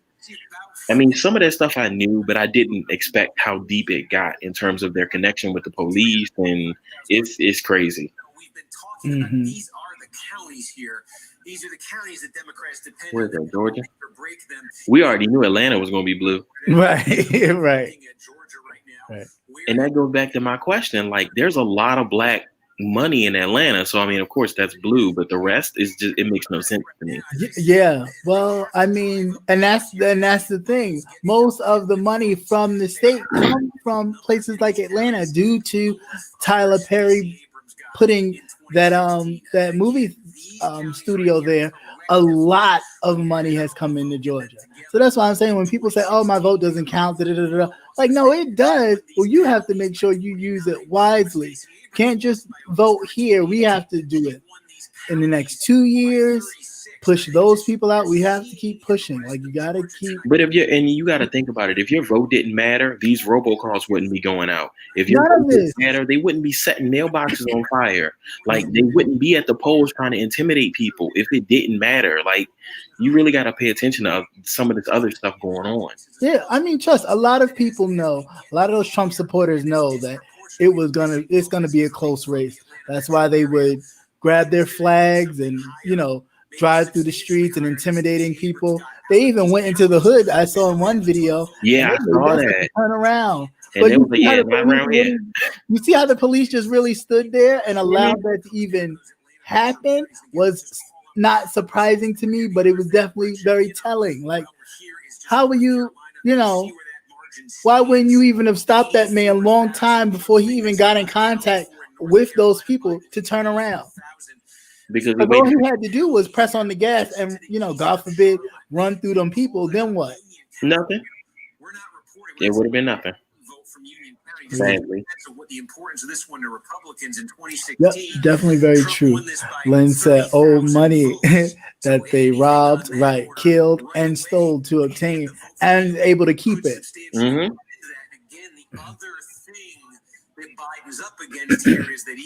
Right. That is very true too. But then a lot of those black entertainers too, they're looking for something too. They know that they're behind on their taxes. Don't 50 Cent need the money? Kind of stuff. Huh? Don't 50 Cent need the money? I did. 50 Cent could go kick rocks with no socks on, because he was the same one that was crying bankruptcy when he was issued to pay back child support. So don't talk about your taxes now. But you want to cut on your taxes? Sure. How about we refile that child support case that you wiggled your way out of? How about you do that? Didn't he take all his money out the bank and hold it in cash? That's sad. And these are your children, man. Took his credits off of Power, so they wouldn't as just an actor. So he'd say, "Oh, he doesn't make that much money and he doesn't have that many assets." Yeah, he did a lot of bull crap. So I can't. And then you're gonna change your mind because you was dating some white woman and she said, "Hey, as a black man, you shouldn't be doing that." She had to tell you that. Again, look what we're talking about, though. But that's what I'm saying. Got a double-digit margin in 2016. Again, very, very few votes in there right now. And we're just seeing Milwaukee. He filed bankruptcy when he lost that judgment versus Rick Ross's baby mama. Oh, okay. Waukesha out here again. Waukesha is a lot like. Yeah, but then it's like, again, you was broke, but you wasn't that broke. Waukesha is one of those when you get to these suburban counties. Where is Waukesha? Waukesha. Oh, Wisconsin. Yeah. Oh. Where is Washashonda? Look, they done found Wakanda. Look at that. They had a Wakanda County. Look at that. So that's a thing to keep an eye on tonight. But in Wisconsin, too, the vote is going to be mixed here, by the way. The vote method. Yeah, it's only 10%. There's going to be Looks like Cory Booker won Jersey for the Senate. Yeah, I mean, I didn't think he was going to lose it. They're going to mix them together, so it's going to be a little, probably a little bit smoother here and a little. The Senate right now is 40 and 37. I don't think it's on your thing. Oh no, they haven't done it yet. It's 40 blue and 37 red right now. And Cal, this year, depending on where we're concentrating, there's straight up shenanigans going on. There's mail slowdowns going on. There's voter suppression going on. Yeah. Don't file bankruptcy to get out of child support. Don't work. And now you owe it's right. Right. Oh, that's why they going over that? Put your finger. What you watching? The guy that delivered my pizza, he said, "Sorry it took so long. Apparently there's trucks everywhere." And I'm like, "What? Truck?" So maybe they're blocking roads. I don't know. They are. They were blocking in California, I think it was. I saw that yesterday. They were blocking people from voting. So much so that somebody called the state troopers while they were on the highway crossing a bridge, and they came and made them basically clear the way. That's crazy. Yeah. But I'm saying, like, honestly, if you felt that your candidate was doing the job that they were supposed to have been doing, or, being the presidential candidate that you voted for, you could sit back and chill. You don't need to do all that. The fact that you do all that shows that you know it's a shit show, but you are here for it because it promotes, your bigotry and your hatred. That's all this is. That's all this is. It's all this says to me. So we're given a green light to hate, and then we can sit back and talk about, well, America's not like this. America's not like this. No, we need to come to grips. America is, and America has been. We can change that, but we have to first come to grips with, if America's a racist or racist-driven nation, we need to. Yeah. But that's the thing. If you didn't believe America was racist, the last 4 years should tell you. Well, I mean, yeah, that part is true.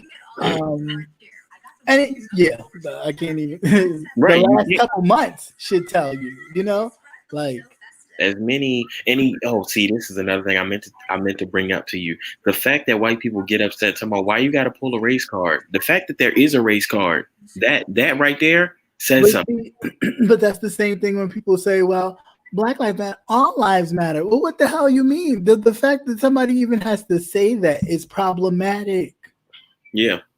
The fact that somebody has to say that is problematic. The fact that when something does happen, we're sitting here hoping that somebody gets charged. Yeah. And then now they've orchestrated so where they go, all right, yeah, we'll charge you because we don't want the Al Sharptons and the rest of the Power Network and the Black Lives Matter. We don't want them coming through our little town, wrecking up shop. So we'll charge you. And then when everything dies down, we'll come right back around. We'll have your lawyer go and say, hey, we need to drop some of these charges. The same time, while you sitting in jail, though, they got a GoFundMe for you to get out of jail going through the roof. Yeah. So by the time your bail is set, like the little 17-year-old boy that shot them two people, judge set his bail at $2 million.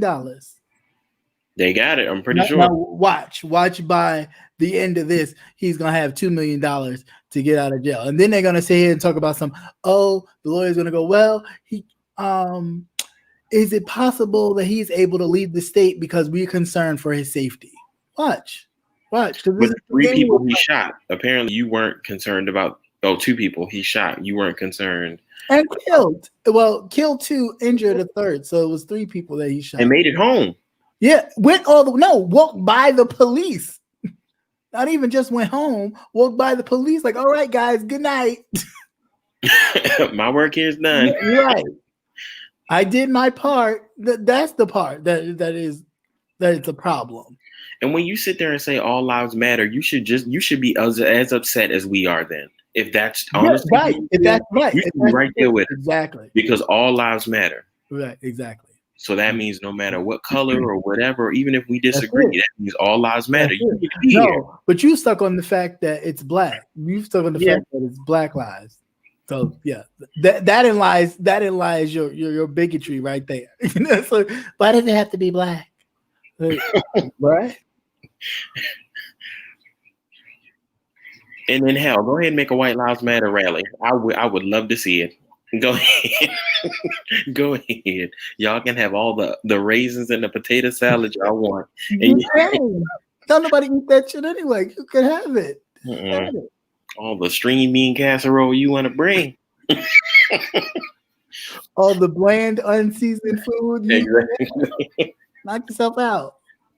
But I just can't. It's just crazy, man. It really is crazy with the things that they do. Colorado went blue for the Senate. Huckenlooper? Yeah. They said that already when I was watching. Yeah. Well, again, what the hell's the difference between MSNBC and NBC? I think yours is faster. Well, no, MSNBC is cable news, so it's doesn't have anything to do with like NBC really has to do like this. Well, everybody's doing this, of course, is more important, but then they do like local stuff and all kinds of stuff. But yeah, this is more focused on cable stuff. So other certain things could slip out, like Nicole Wallace, might slip up and say some stuff that is usually hilarious. Too early to call. We have it for New Hampshire, and it's 4 electoral votes. Simply too early. Unwashed and unseasoned. The state of Ohio. Are white people feeling oppressed? Yeah, for wearing a mask. Please don't tell them to wear a mask if they feel oppressed. Get the hell out of here. And we've got some vote in from every county. But even that, honestly, that's not an obstruction to anybody's rights. Honestly, that's just for simple safety. No, it is. But for people that are used to telling you what to do, and you have to now tell them, and it's mandatory. Yeah, it's a problem. Enough completed counties to establish here that difference between the early vote and the same day vote, because this is a thing I think we are seeing in a lot of different states right now. Damn. Wide gaps here. I think we talked about this in the run-up to the election. Democrats much more by mail, where they had the option. Early voting, Democrats in particular were running up big numbers there. Republicans coming out and voting today. So we're trying to establish what exactly the difference there is in Ohio between the vote that was cast same day and the vote that was cast early, and then exactly by 10 o'clock. The West Coast will have closed some of it, so they'll start to have some numbers, and it'll really start to be like, okay, get an idea of really where we're going. You got a lot of outstanding vote right there, but again, the question here is how much of that vote is going to be the most pro-Biden. I cannot with him tonight. Yeah. Oh, so today I'm in you know, but they don't know. I'm in the title industry, so I help on homes that close. This guy tested positive for corona, and his wife, and they were supposed to close on their home today. So he said, I'm asymptomatic, and so is my wife, so you could still come by. There were so many emails that went through after that. They were like, no. They were like bowl. Hell no.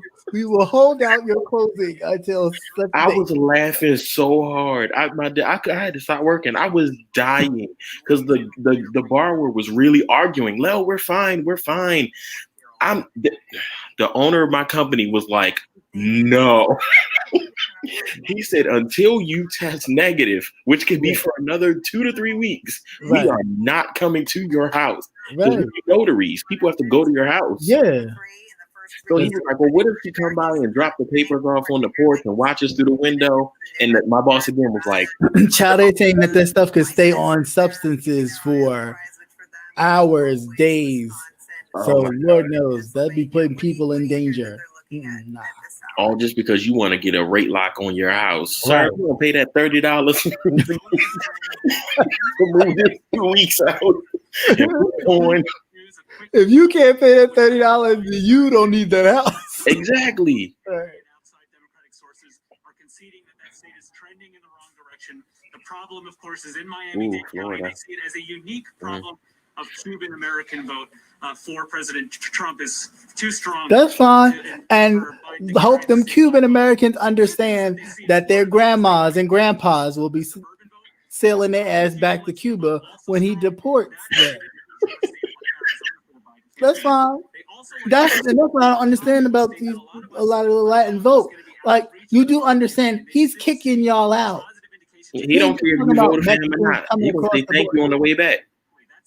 Thank you. Thank you for your boat. Goodbye. Make sure they get there safely. Obviously it is, but they've also said we didn't need to win for. They have multiple paths, and the one that Biden focused. Oh, and then that video that you posted with that Asian dude talking about this is a no nigger zone. This is a no nigger zone. Yeah, they don't like you, sir. That was so crazy. Like, sir, you whatever. You really trying it. Like, you do know you won too, right? They haven't gotten back around to you yet. There's a hierarchy. Right. They haven't gotten back around to you yet. Because remember, they was knocking on your door too when Japan knocked out Hawaii. They was knocking on your door, had you in camps. Looking like Mr. Miyagi's ass. Okay, what the hell? The Karate Kid looking ass. But the fact that you were that bold to walk up to two random men that you don't know what they about, nothing, and just tell them that you nothing. And then, of course, when he lost his job, and they always do this, you lose your job because of the stupidity that you're spewing. Then it's, oh, I didn't know that my words were going to be so taken out of context. What context? What? You knew what you meant, and we knew what you meant. There's no out of context. Come on, please. They have their allies working closely to make sure that they were getting their Yes. A lot of those places require 2 negative tests before you can physically come back into the office. Yeah. From swing states in the country at this point, again, what we have seen thus far. Ohio is a nail biter. Democrats haven't taken any states that Republicans took. Republicans haven't taken any states that Democrats took. The only change would be one flip in the United States. Yeah, this fool was really like, taken out of context. How the hell can you do that? We knew what you meant. We know what you meant. The video, everybody on the internet knew what you meant. You couldn't even make that sound right. Exactly what you meant. No way could you make it sound right. Results for the last 4 years, which just feels what has happened over the last 4 years. Let's bring into the conversation now Robert Gibbs. And another thing that kills me is for people that Robert, what are you saying tonight? What do you think is that I can't even think of the word. Either way, they just don't mind their business. It ain't got nothing to do with you. Right. Regardless if there's a black person walking in your neighborhood that you don't know, you're not on the HOA. You're not. I mean, and even if you are, there's things you do. You can call authorities, or you can call the actual security department that is in the HOA. Like, you don't take it upon yourself to be vigilantes, and I think that's what a lot of these people are doing. Like, they taking upon themselves like they superheroes or something. Please don't let that red kid get your behind whooped, because I'm telling you. And then they crying victim. I'm telling you, if this old pumpkin eater does win, God forbid, and they start that stuff back again with a Karen and Kevin people, It ain't gonna be pretty. It really is not gonna be pretty. Phoenix is in. Democrats haven't won that for My one friend in Charlotte, though, he was saying that all the gun shops Yeah, are it completely is. out of ammo. Yeah, the gun shops were increasing. There were some gun shops around this area that had a lot of traffic, and some black traffic too. And I ain't mad. In 2018, we had some in Arizona where it took like 6 days to find out the winner of that Senate race. We are expecting to get a big dump of ballots in Arizona an hour after their polls close.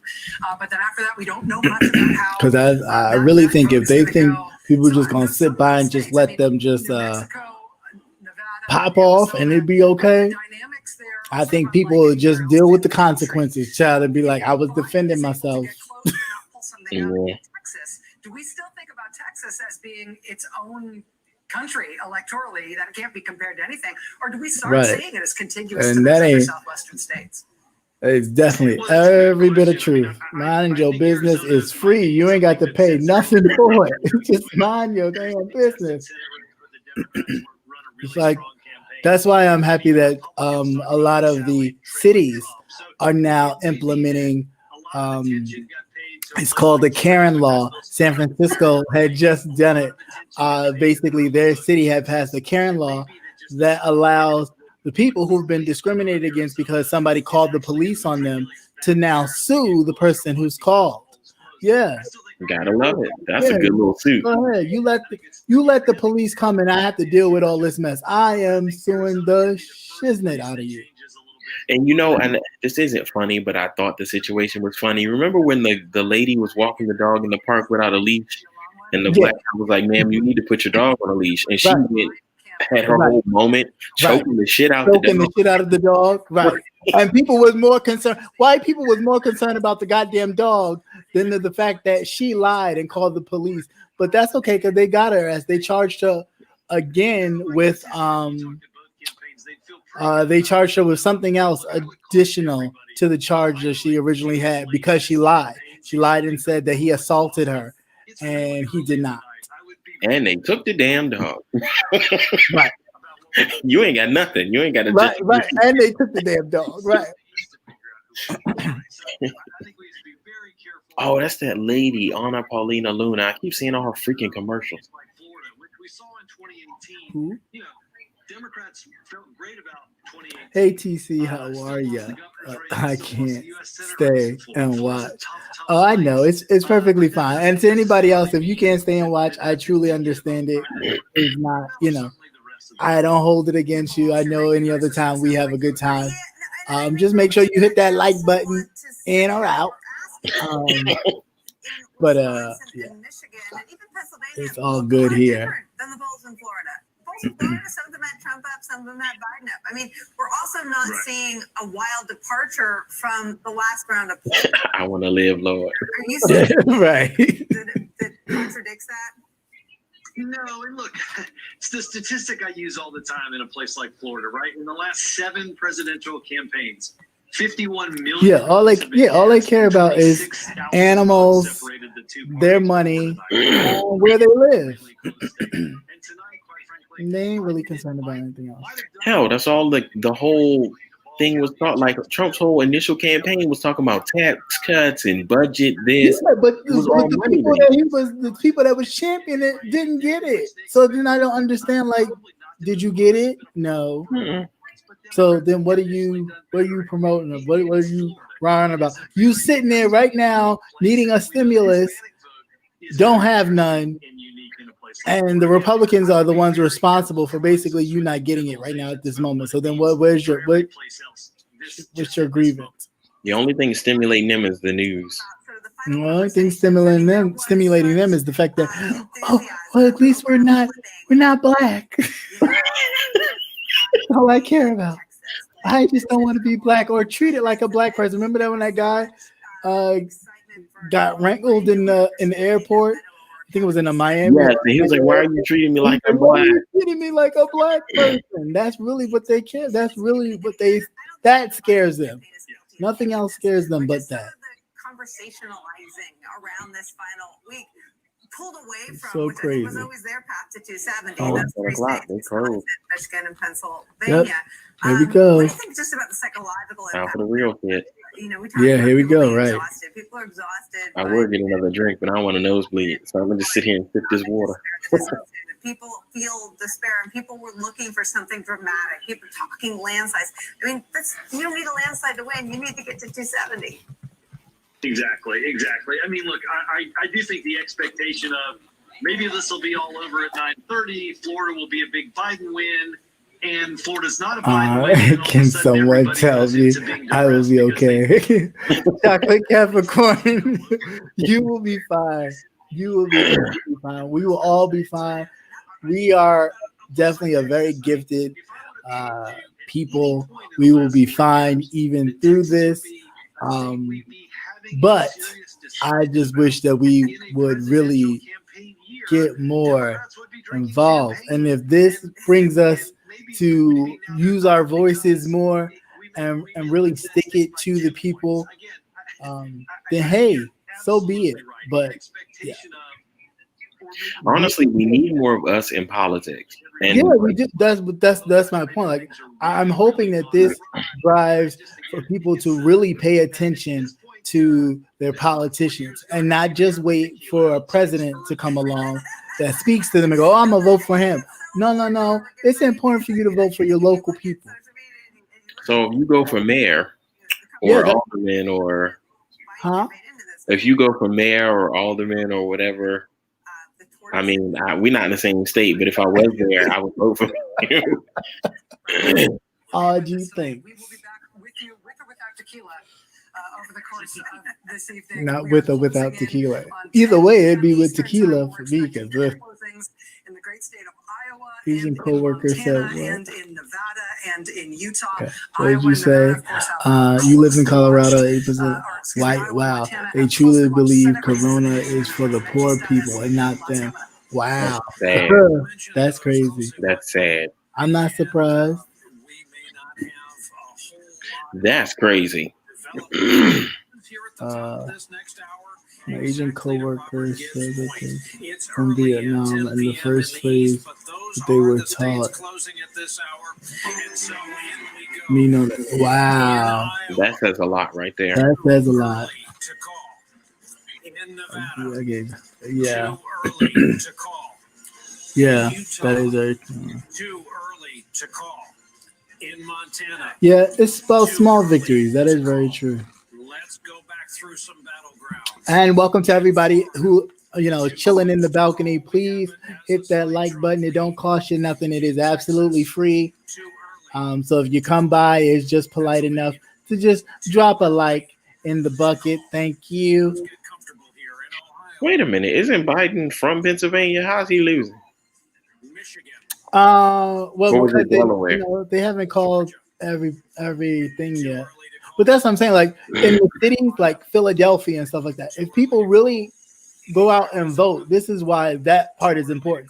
Because if a lot of people in the inner city and all that kind of places where we kind of seem to be, if we really go out in droves and vote, you can drown out a lot of the little spots that we know in particular counties in our state that other people would vote for Trump. You see what I'm saying?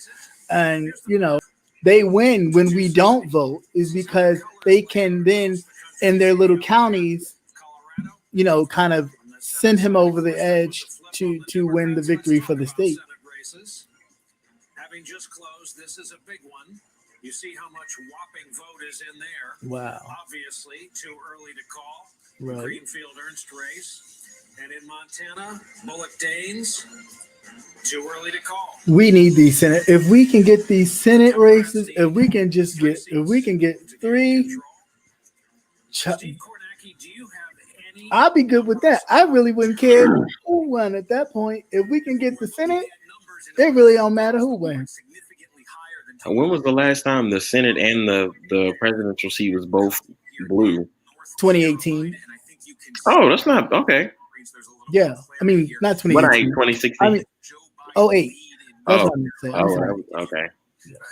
When Obama was president, his first term as president. It's the only time. is counted, what is to Only time. That's why they was able to push through the Affordable Care Act. But then after that, that was it. Nobody showed up again to help him the majority in both the House and the Senate. And then, of course, Mitch McConnell with his turkey neck ass, he was like, we're going to make sure, you know. Big suburban area expected to favor Donald Trump. So you see Biden's and I don't even understand why that's a big deal either. But I guess doctors are making more money or charging more. Or I don't know. You said what? Why so many rich people were against the Affordable Care Act?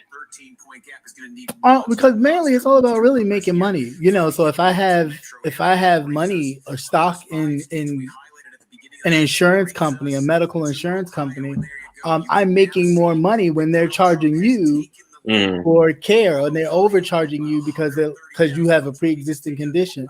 So it's really about, and you know, the theory, what they think is, oh, I'm paying for that person to have insurance because they don't have insurance. It's like, no, not necessarily, because by giving them insurance, you're freeing up the hospitals, so therefore they don't have to work overtime trying to take care of you who are paying for insurance, and then someone who doesn't unfortunately have insurance or have, you know, the kind of insurance you have.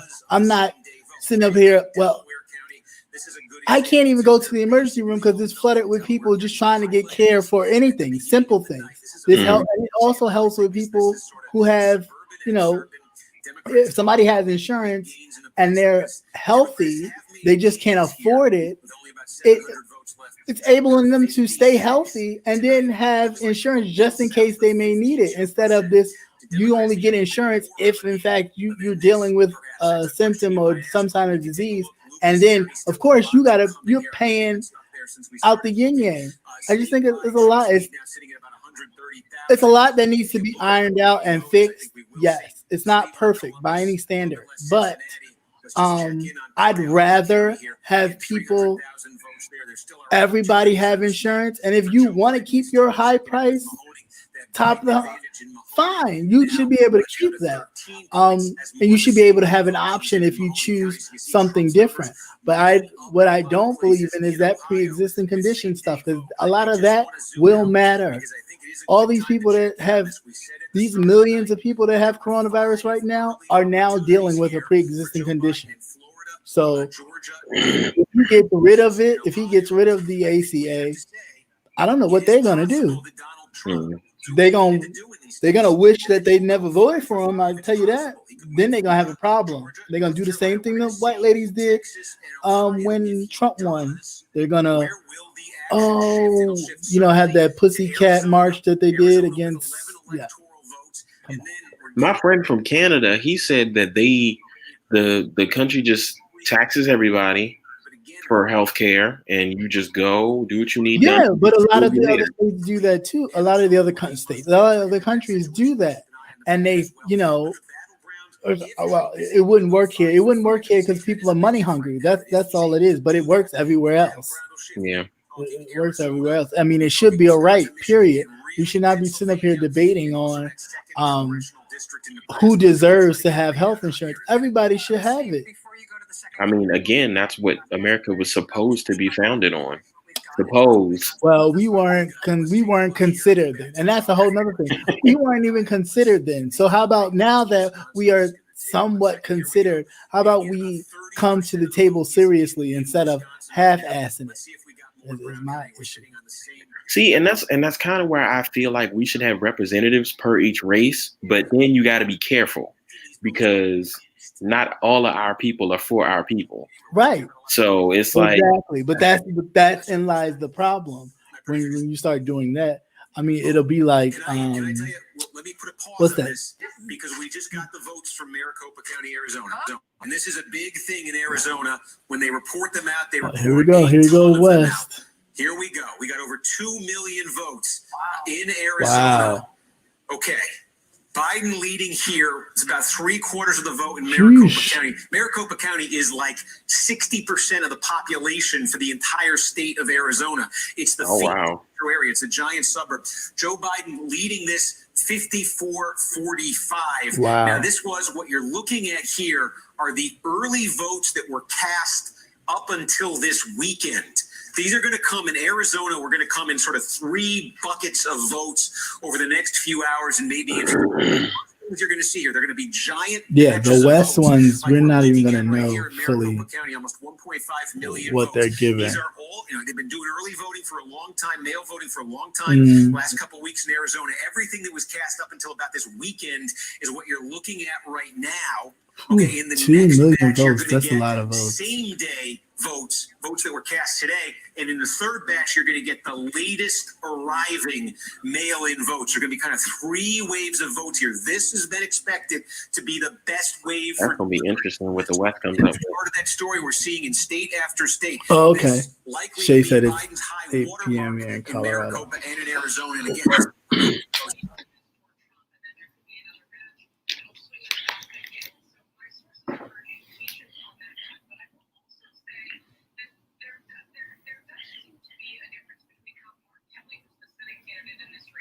like you say, Steve, this is the popular. I think they need to start holding politicians accountable. If you do not do what you campaign promise for, then you need to step down, or there needs to be some type of reprimandation, I guess is the word. Reprimandation. Yeah, like some kind of reprimand. Yeah. When we look at the in-person voters today, and this is where Steve said this first batch that came in, that 75% out of Maricopa County, was expected to more heavily. Damn, he blew Indiana out the water. Voters here today. The number of registered Republicans and Democrats was a 2-to-1 margin. So we should expect Republicans to narrow that gap. And we have long said, whichever way Maricopa County goes, the state of Arizona goes. But there's a little caveat there.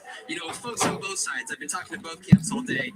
They could potentially, Donald Trump, lose Maricopa County by 2 or 3 percentage points. Maricopa County is about 6.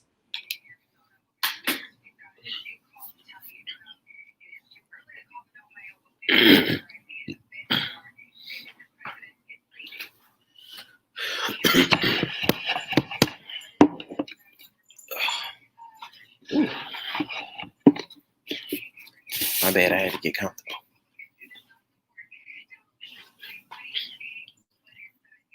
You're fine, sir. You're fine. Which is the second largest county. That's sort of been the Democratic bastion of Arizona for a long time, around the greater Tucson area. Hillary Clinton. Pima County.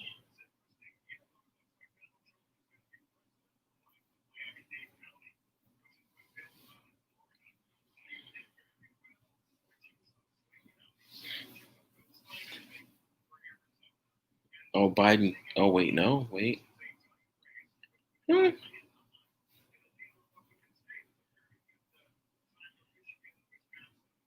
That can't be right. 1/3 of the electorate here. You said what? I said that can't be right because Maryland is red at the moment. Joe Biden became the expected nominee. Maryland is red at the moment, unless I read that wrong. No, Maryland's not red. Maryland should be blue. They called Maryland earlier. Oh, okay. So yeah, mine is behind yours because I'm like, this don't look right. Oh no, they called Maryland earlier. Based off of these early numbers here, the first 8% in it seems like that is the case here in Arizona. Let me ask you about a dynamic that So what are I know California is one of the last heavy hitters. California, Texas, where else? in states that have You said was one of the what? Where are the last heavy hitters? California, Texas, where else? Well, I don't consider California to be a heavy hit. Well, as far as number wise, electoral college numbers, you mean, or you mean electoral college? What we're looking for? Yeah, California is a big number. Florida is a big number. Texas is a big number. And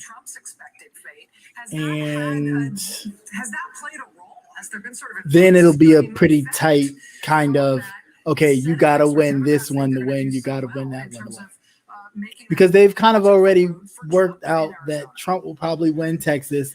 Trump will probably win Florida. So if he can win, if Biden can win one of the Carolinas,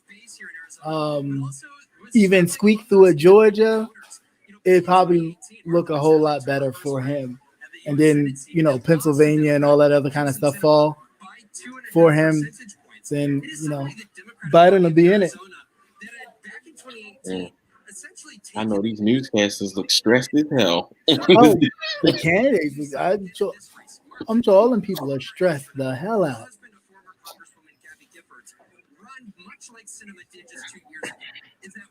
Yeah, I really hope he wins. His wife was the congresswoman who was killed. Well, not even killed, but almost nearly murdered. She wound up surviving, but she's never been the same since. Ooh. Gabby Giffords.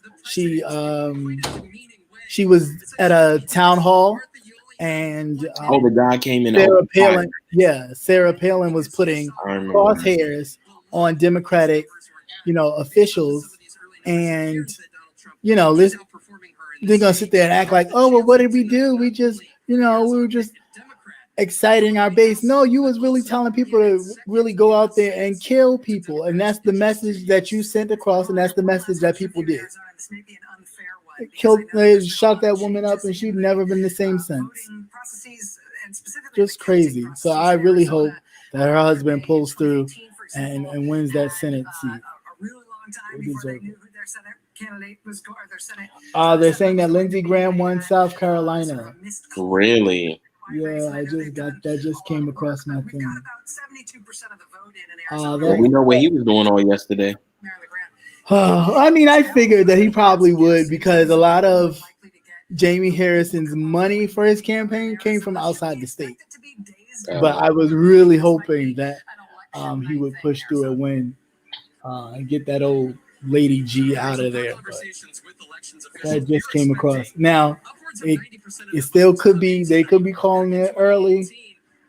And well, wouldn't it depend on how far ahead he is? Like if it's it does, but it also depends on if all the votes have been counted that are mail-in or absentee or whatever. But that just came across my phone, but I don't really, because at any moment it can come back that other things have happened, and then they gotta retract that. So I don't like to be like, oh, just because it popped up across the thing, because just like we're watching it, a lot of the reporters are doing the same thing, and they want to get the jump start on the story, so they'll throw it out there. So, Von Hilliard for us in Chandler, Arizona, just south of Phoenix. Looks like it's gonna be a fascinating night in Arizona as we watch those crucial results come in. Oh man, okay, we're 50% in. Southwest, and that is that Joe Biden has been awarded New Mexico, and it's 5 electoral votes. Thanks to Vaughn and his good reporting, we've been talking about the Southwest since this puts another blue square on the map west of the Mississippi. Nicole Wallace, where do you put states like Arizona right about now? So Arizona is one of the states that the Trump campaign was most concerned about from their coalition. It was a state that when Bill Stepien took over from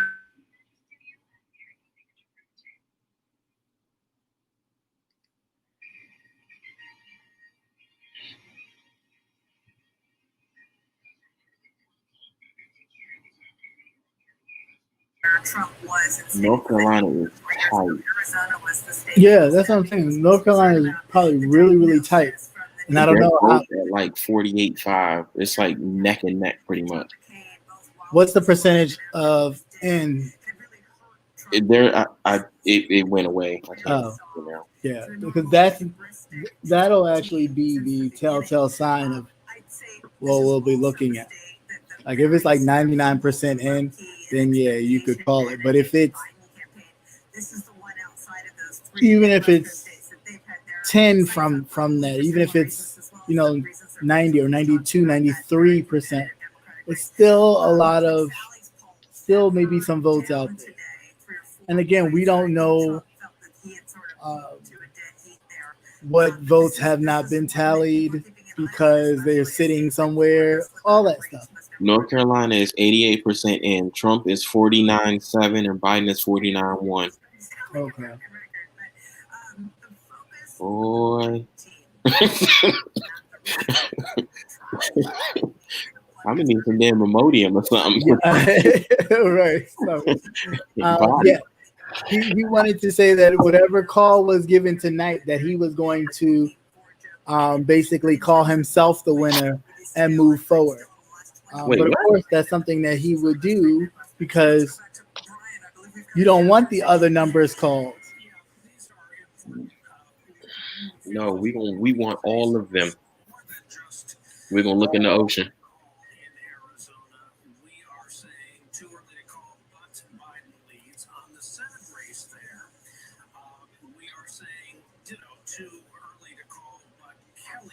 North Carolina is tight.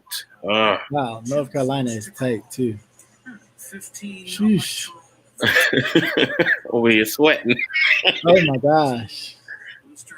It's only gonna get worse as the night goes on. It should be all said and done by 11, right? Or they're gonna go in, huh? Isn't it like all said and done at like 11 or 12 or something? No, not really, because if there is less than a 5% between the numbers, they can then contest it, and that means all the votes then have to be recounted. So that's why they were hoping that there's enough of a gap to where in which it says overwhelmingly, like, nope, he won hands down. Because if there is a slither of hope, then votes get to be recounted.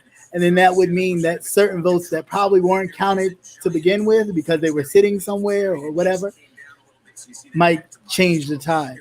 Again, the same thing that happened in 2000 with Gore and Bush. Mm-hmm. Hell, most of Florida's ballots were in the ocean. Yeah. Well, I mean, we already knew Florida was going to go down. Yeah. We kind of figured it would.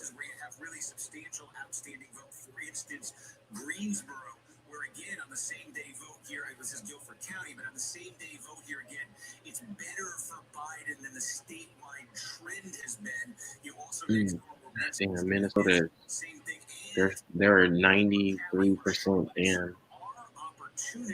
Oh wait, no, that's the one county. Yeah, and they still have places that they need to count. Minnesota is only 32% in, but Biden's at 61% so far. Is going to be the same day vote in Union County. I mean, if Trump is winning the early vote in Union County with 60%, yeah, they still win. I wonder how many motherfuckers out there placing bets because yeah, they already said from the onset that this was going to be a very, very, very close race. Like, it's going to be a very close race. It's going to go down to the wire, like literally. I mean, Biden made a genius decision in picking Kamala. Huh? I said Biden made a genius decision in picking Kamala. Yeah. A very good decision.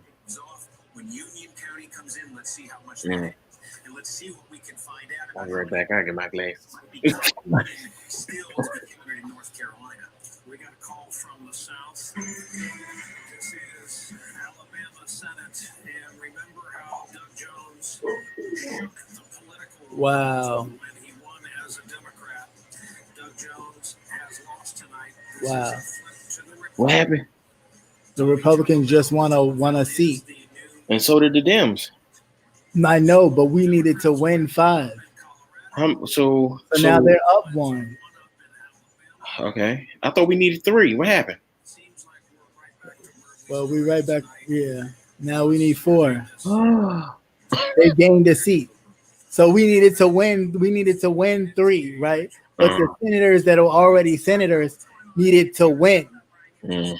That's what happened. Oh, did she? I'm not surprised. In that state, in both of the closely watched races in Arizona, NBC News is now projecting for Joe Biden in the presidential race in Arizona and a lead for Democrat Mark Kelly in the Senate race. Because that's how it should go. Like, it really should have went blue down ticket. But I think a lot of even Republicans may have voted for Trump. May have voted for Biden, and then still went red down the rest of the ticket. Let's start here in Arizona. That was the possibility too. Characterized as leading in both the Senate and presidential races here, Steve.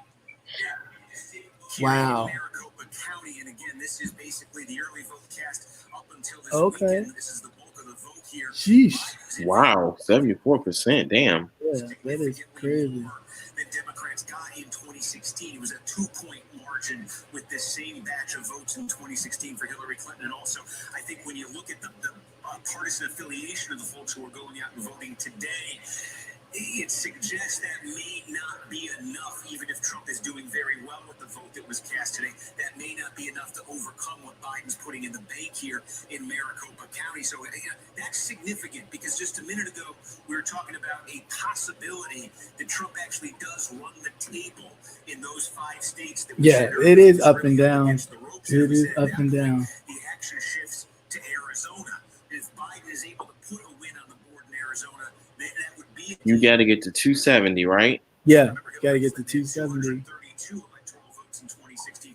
If Biden holds those Clinton 232 and adds Arizona, that would put him at 243. And of course, as we say at that point, if he's not getting anything, we'll still see what happens in North Carolina and Georgia here. Yeah, but if he's not getting anything out of the Southeast, then we will be talking Wisconsin, Michigan, Pennsylvania.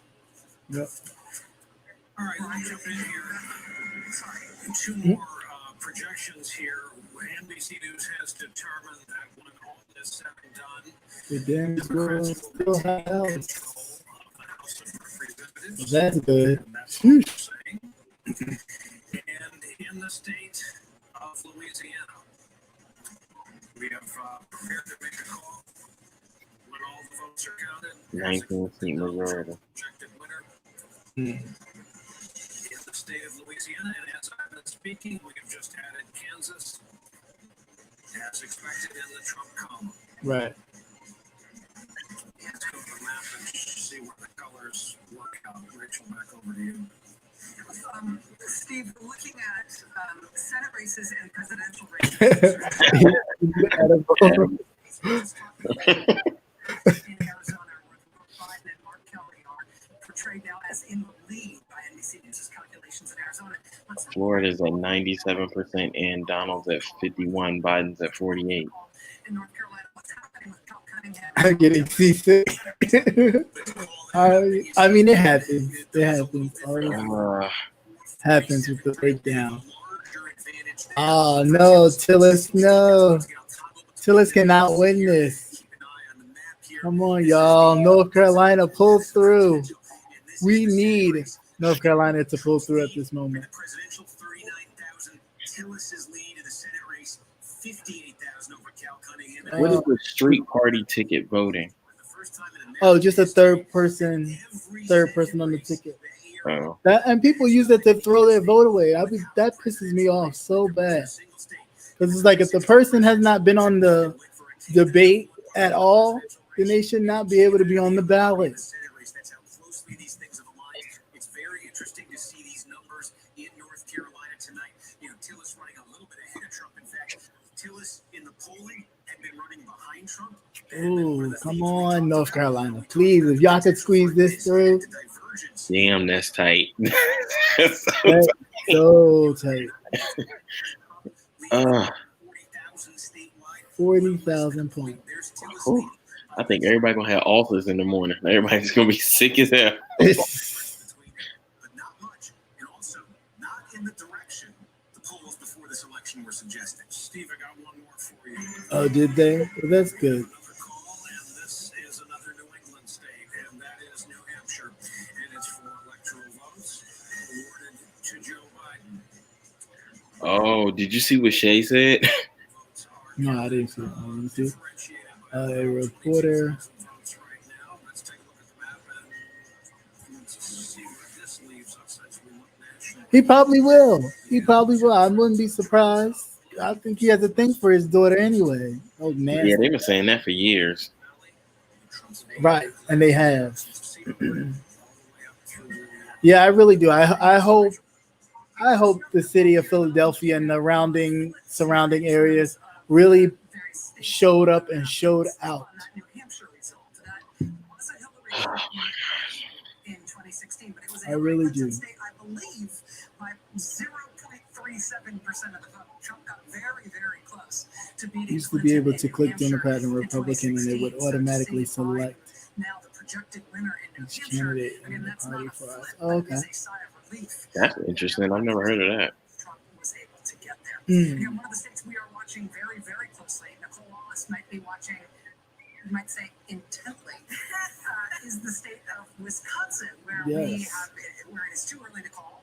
At this point, we are watching closely, particularly alongside Michigan and Pennsylvania. These are the crucial states. As you see right now, just over a third of the vote in. Hold on. It's because everybody doing the same thing. Overload right now. This North Carolina though, it keep coming up on the screen. It's everything. It's driving me crazy. Georgia, that looks like it's Trump. Virginia looks like it's Trump. Wisconsin is tight. Right. Pennsylvania is looking like Trump. Minnesota is Biden. Maine is tight, but that's only four votes. Arizona is not really. It's looking like Biden. Please don't let this be. I don't think it'll be a repeat of 2016. I mean, I do think it'll be close, but I don't think it'll be a repeat. At least I hope not. I hope it don't be a repeat of 2016. But the numbers already are not looking like 2016 because even Trump won. If I'm not mistaken, I believe Trump won Arizona in 2016. So the fact that he's able to flip at least that one, I mean, there's some hope there that he could flip, and that the fact that a lot of the states that they haven't called yet are really tight. I mean, other than Florida, of course, but I feel attacked. No, not at all.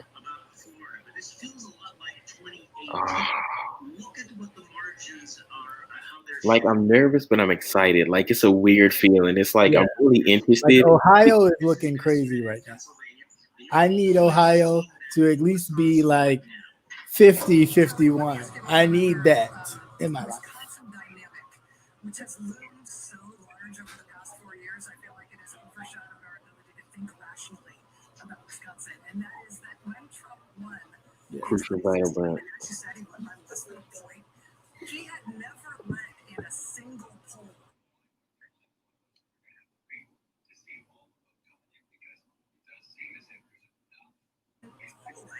Which shows Biden broadly ahead heading into tonight's results. Is Wisconsin polling any better in 2020 than it was in 2016? Well, I think so. The Marquette University Law Poll, which is considered the gold standard, has Biden up by, I think, 4 or 5 points. It's going to be close. It's going to be single digits. But I think that they have adjusted to the mistakes that they made 4 years ago. But the key thing in Wisconsin right now is the question of, will voters in, say, Milwaukee County, will African-American voters turn out in Wisconsin? Turn out, yeah. Because famously 4 years ago, that's the issue. Hillary Clinton got 40,000 fewer votes than Barack Obama. Wow. Just in Milwaukee County. If she had matched Barack Obama's total in Milwaukee County, she would have won the state because Trump won by only about 23. Everyone we should have been chanting that earlier. Why did we vote? Like, go ahead and vote with no mask. Go ahead. Has Melania popped up yet? She's still missing? Child, I ain't seen her. You said she got a body double. Welcome back, Smart Show. Nice to see you. They say she got a body double. I wouldn't be surprised. Will this one hold Trump's hand? You know what? That'll be the tell. If suddenly she gets if she start holding, that's when you know it's not her. That's not her. She start holding his hand, hugging and kissing him, and she's like, like, girl, where your accent? Where you I know, Donald, no. I really can't, and they really think they're like, that's a model of first lady. How? She first of all, she's not even American born. Secondly, she done spread eagle for child. And then she stole the last first lady's speech. Right, word for word. And didn't think anybody was gonna notice. We're tightening up. We are tightening up. Melania's in a bunker somewhere. Yeah, I'm pretty sure she probably is. Donna, why you treat me like animal? Donna, you treat me like animal. This newscaster look over it. I don't know what her name is, but she look over it. I like her. That I'm looking at, or you talking about you? The one that you're looking at. Oh, Joy Reid? Yes. Yes. She look over it. I like that top though, but she look over it. Well, you know, she got her stuff together because she took a main anchor's position. But yeah, because they usually look to her for Florida's black Democratic vote. So she's kind of, you know, her stomach is tight right now because Florida, Miami-Dade and all that, they turned out, but you know, not enough to cushion the seat. Yeah. Democrats really over the last 4 years have really gotten their act together again. That Supreme Court election that we had during the coronavirus. And you know what? If he does lose, how many times is he going to demand a recount? Like, that's my question, depending on. This is what I'm saying. Like, we think that, okay, if he loses, that'll be it. It's over. No, we still have months with him until January. So then, Lord knows what he will try to do to punish, you know, people and states. And don't forget to stand down and stand by people. I mean, stand back and stand by people that are ready. I'm sure. Don't get too ready. Get yourself messed up. Because that there's a black militia group or whatever. I've seen their name, but they already said, they ready. Okay, they are trained and ready. Then I think it's going to be very difficult for him to win the state of Wisconsin. Charlie, because it's Donald Trump, we know where he's ailing politically because he cries out to them and he cries out to suburban women. Florida is rich, full of rich. White. Yes. And rednecks. They're everywhere. That signals to you the kind of result in some of those counties. Oh, absolutely. And also in North Carolina. Now, whether or not Joe Biden wins in Ohio or North Carolina, I think that if you see the same kinds of trends there, where Trump's margins have been cut, if you see that in places like Michigan and Wisconsin, you know what the results are going to be. I mean, the margins in Pennsylvania are going to be small. Yes. Are like this, right? Yeah. So, in fact, look, Michigan. Ohio, Trump won by 8 I points. Can't. How many things is it?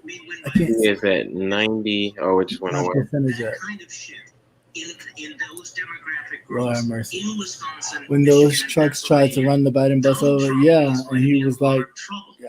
Because the reality is that here in Wisconsin. Yeah, they were. And then if they had killed him, then what?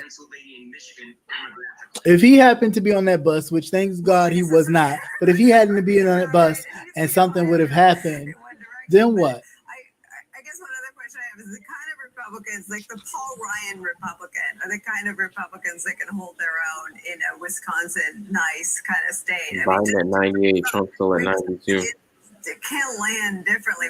That Wisconsin, Michigan, Pennsylvania slice of it. Yeah, they ain't giving this other numbers yet. When he does, the numbers will start to spike up. We got 20 minutes till 11, so all the polls left. I know. And I'm trying to hold that. I'm not going to keep everybody all night because I ain't doing that. I'll suffer in silence by myself. But,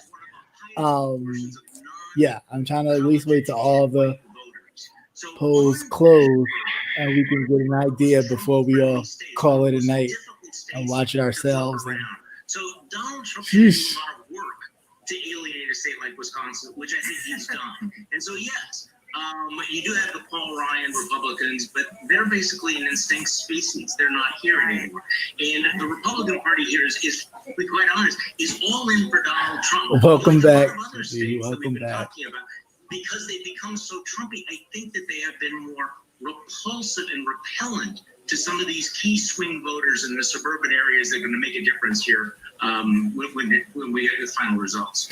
Oh, you have a headache? Uh-oh. Why do you have a headache, Lindsay? Trump result come in Florida, but I want to turn Lord. around on to the Joe Biden side. I mean, the Biden campaign is somewhat disadvantaged by the fact that Oh, okay. With that. Okay, well, hi, everybody. Oh, yeah, I just camera. No, I didn't leave. I didn't go nowhere. Question will be answered all. Can you talk about how it felt for now I ain't gonna cry, but I could definitely be like, oh my gosh, I cannot believe this. 4 more years of this. And honestly, if that's the case, then there needs to be a different dynamic with us as a people for the next 4 years. Because yeah, it does. It does. Like, even if he doesn't win, we still need to do something to get ourselves back on our feet. Is there any more word on Freedom, Georgia? No more word on that. Actually, thank you for reminding me about that. I gotta check that out. But yeah, but then it's like, all right, cool. Then we can do our locals, because a lot of these governors that support him, that will hide the vote, that will do all that, they're up for election next go around. So, be mindful. They're like, all right, cool. We may not be able to get the big fish, but we can get you. It's the Big Ten, not the SEC, that's going to determine the outcome of this election. Thank you very much. This one lady was explaining how she was white. She was explaining how her parents told her to vote. She said they told her to vote blue for the local, but vote red for the higher seats. Higher seats. Now, see, that don't make no sense. I don't know, because she said she wasn't. She said she was Governor Hot Wheels. I can't believe that. How do you have legislation to get rid of stuff for people with disabilities, and you are a governor with a disability? That's crazy. That means you don't give a damn about yourself. Right, you don't give a goddamn about yourself. I know that you wish that you were. I know who you meant, Governor Abbott. I know who you meant. But, right. I'm just like, the hell? Who does that? Did they do anything to Giuliani? What with him and the Barack thing? Shirt, yes. No, they haven't done anything. My shirt was coat on my balls. I'm sorry. No, but he was. I mean, to sit there and lie and say I was fixing my shirt. No, you wasn't. First off, you didn't have to lean back to fix your shirt. You not lean completely back against the lid. He didn't, but he was leaning because he was hoping to get some. And then old boy talking about she too old for you. She's 15. Right. She too old for you. She's 15. That was so stupid. I don't understand. I wish I could get it. I don't understand it either. For someone who has a disability, whether or not you work, because there are a lot of people with disabilities who work, and they don't, use any kind of assistance, which kudos to them. But still, to be someone with a disability, know that people who have disabilities probably even look up to him. And for you to take away programs and funding for the same group of people you're a part of, that's ridiculous. That is so ridiculous. So ridiculous. But yeah, that Barack movie was hilariously funny, especially that part. Most of it, I was falling to sleep, waking up, and because it was same old stuff. He crashed Mike Pence's kind of town hall, but they kicked him out.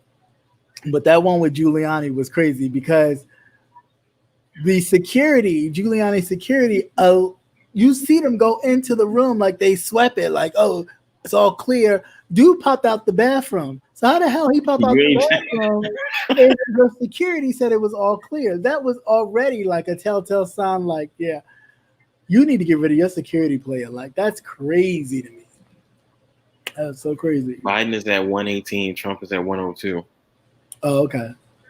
They haven't come back from commercial yet. That must be CNN you talking about, all right? I'm on NBC News Live. NBC. Okay. Yeah. Now it's the lady with the really tight face talking. Not the really tight face, but I mean, get it. Giuliani is single. I think his last wife, they're divorced. So on that regard, it wasn't like he was cheating or anything. But I mean, he was definitely thinking he was going to get some, because when she did the interview with him, they were not sitting on the bed. They were sitting in two separate chairs. And then all of a sudden, everything changed from the chairs to the bed. And she said, "Let me get your mic." And he leaned back like, I guess she Right. Mic check 1 2 1 2. Right. Mic check. I don't have the sound on. Just give me a signal when we're winning or not. 118 to 102. Yep, still there. Well, TC, I won't be on the whole time because I don't want to keep everybody hostage. We've already been on here for about 2 hours. I'm going to just at least wait for California to pop into the scene, and then we'll start to see what the numbers kind of sort of look like. And I will post on my community wall what the final tally will be or what it's looking like, to keep you guys posted for those of you who, when it gets too close, you don't want to watch it. Because it will be 15 minutes, though. 15. Yes, we have 15 minutes until the real big numbers start coming in. California starts rolling in with the big number. Of course, once California pops up with the big number, they're going to call Florida for Trump so it doesn't look so heavy on one end. They do that all the time. They're gonna hold out. Goes together. Yeah, they're gonna hold out for Texas. They're gonna hold out for all those until. Oh boy. Illinois. All right, Illinois. This is Joe Biden, the projected winner of Illinois, and it's 20 electoral votes, and Senator Dick Durbin is going to remain in the U.S. Senate as well. From the state of Illinois, so 2 holds for the Okay, so we're still at 4. Can you bring us up to speed on We're still at 4. and Arizona, please? Let's take a look here, a couple different places. So again, in North Carolina, North Carolina still hitting it. Yeah. Ooh. But Biden has gained. Basically, the vote is in there now. Trump's going to end up over 60%. We're getting big same-day numbers. We saw that number lagging earlier. That's crazy. His percentage in this county, he ends up over 60%. Gets a lot of votes out of there, and so you see statewide that helps him move up. Now you see close to 60,000 votes statewide. Where is the remaining vote in North Carolina? Still a lot in Wake County, where Raleigh is. Oh, come on, Greensboro. Let's go. Come through, y'all. Come through, please. 7% left. We'll see. If they pull this off and Biden wins North Carolina, child, there is more than hope. Okay.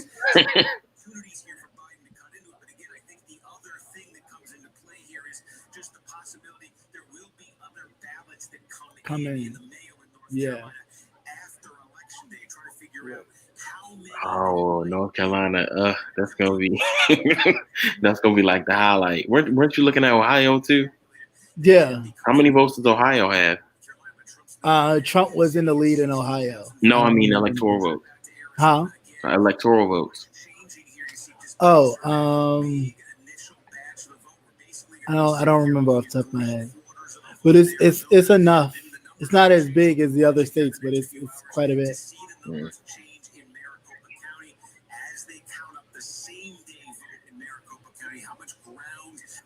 Arizona is still too early, but still too early to call with 7 with.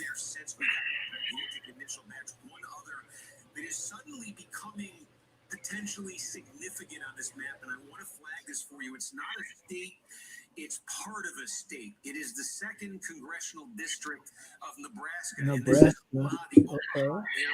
Who is in Nebraska? I don't know, but it's a lot of blue. I'm hoping he might pull through. 18. Thank you, Jess. Congressional district. So the winner of this congressional district that I'm showing you right now, think of it as the smallest state in the union for tonight, at least, because it's worth 1 electoral vote. Whoever wins this, Trump got this electoral vote in 2016. You see with the vote that's in right now, he's clinging to a 600 vote lead. We're just going and we're looking at so far what's counted in here. Ohio is 18. Thank you, Just Jess. Up until 2 p.m. this afternoon. Okay, so there's more same-day vote, the vote that was basically cast this afternoon and evening, and there's still early vote that's also being added here. Keep a very close eye on this because the exactly. That's true. A lot of people may still be in line and voting. So campaign, you're saying, boy, this is the worst case scenario for us. That would involve you lose Florida, you lose Georgia, you lose Texas, you lose North Carolina, you lose Ohio, and then you lose Pennsylvania. This is your worst case scenario. If all of that went wrong for Biden, the path they could still. Oh no, Shay. Trump is having a party at the White House. Wisconsin. I guess an early celebration. He's having a party right now, I think. 269 in the 2nd congressional district of Nebraska, if they could get it, would be 270. So to keep that in mind, because these electoral college scenarios that we've been playing around with so many of them the last few months, and as Donald Trump early on has some success in these big states we flagged at the beginning of the night, this is one folks have talked about. Is there a scenario there? 269, 269. Yeah, I agree. We totally need to get rid of the electoral college. We just need to have a set number, like whatever million it is, and you need to hit it. If you don't hit it, you need to win. You just need to have a certain amount of millions of votes, of ballots from the people. That's it. Steve, before we get too far away, because these states in the middle get a lot of stuff, and it's like, nope, every candidate should have to still do statewide and go around and do what they need to do, but you need a total amount of votes in order to be president. Period. It's so crazy.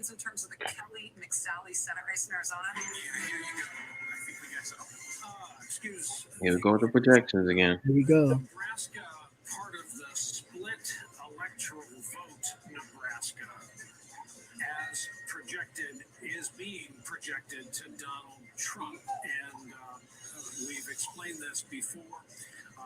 The split. Yeah, it will. It will. I mean, if we could win the Senate, and of course we still keep the House, it'll be less of a hell daunting thing to get rid of. Yeah, but they gotta have their contingencies. That's what they do. They make sure to always have some type of fail safe for what they're doing. Okay, Luke.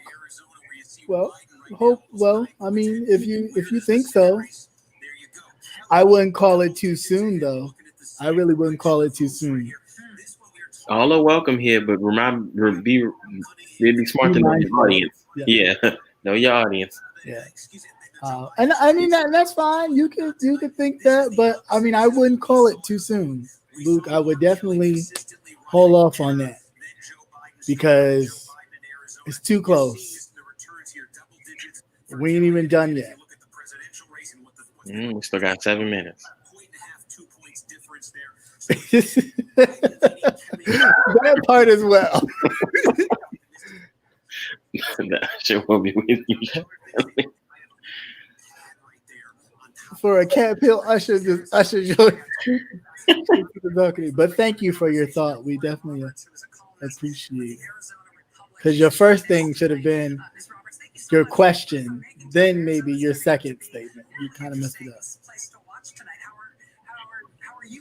CNN scored up. Oh, had they?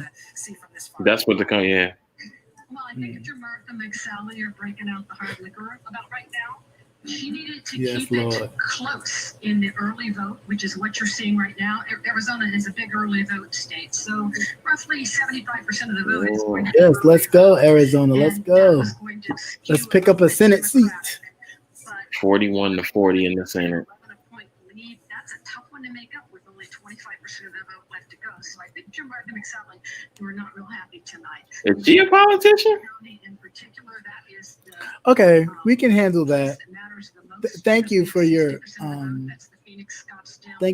concern, Luke. It's breaking big. May the best person for the job actually win. In terms of the Biden race and the Kelly race, He's definitely asking to be ushered up out of here. I will do you one favor. Do you see any cross currents between those two? Do you think that Have a seat. Have a seat. Yes, you didn't.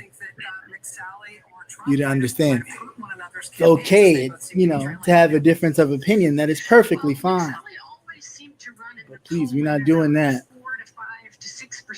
Because you can't even probably explain in a coherent sentence why you voted for him. I haven't heard anyone who can. Who can really articulate, well, I voted for him because of this. And it's like, okay, that's beneficial to you. Everything that everybody says is, there's stuff that's like, but you don't even get that. You don't even qualify for that. So again, one of my coworkers is a Trump supporter. She's a very nice lady, but she's a Trump supporter, and she is from, I think, Cuba or something, and she is saying something about socialism. Like that was her only thing. She said that the Democrats. Yeah, but the people say that all the time, but they fail to realize all of the socialistic programs that we usher in today, like Social Security and all those others, were ushered in by after the Depression. So by Roosevelt. So what are we talking about? Like, That's all she kept saying was she came from a socialist country and she did not want to go back. And I said, okay, I get that, but the same socialistic programs that we buy into are the same ones that were created so the poor white folks after the Depression could feel like they got a leg up, that they weren't just low. So you got the GI Bill, you got Social Security, you got unions and all that stuff. So I really don't, when people say that, it's like, yeah, but it's the same stuff that we buy into. What's so different? People got to go to school for free, a little or nothing. Lori, that is the analysis that I've heard. I'm just repeating what she said. Yeah, I know, but I'm just like, and trust and believe. One person's socialistic regime, which was more a dictatorship, is a lot different than somebody else's. I'm just saying. How the hell did Mississippi go Trump? You said Mississippi? Yes. How you not Mississippi? Mississippi. Racist as hell.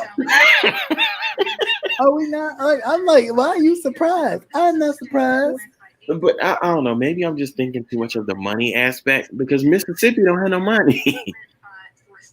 A lot of them poor white folks ain't have no money, but they were slave catchers and all types of stuff. You know what I'm saying? Yeah. Overseers and everything else, and they was just as poor, or sometimes even more, as a slave.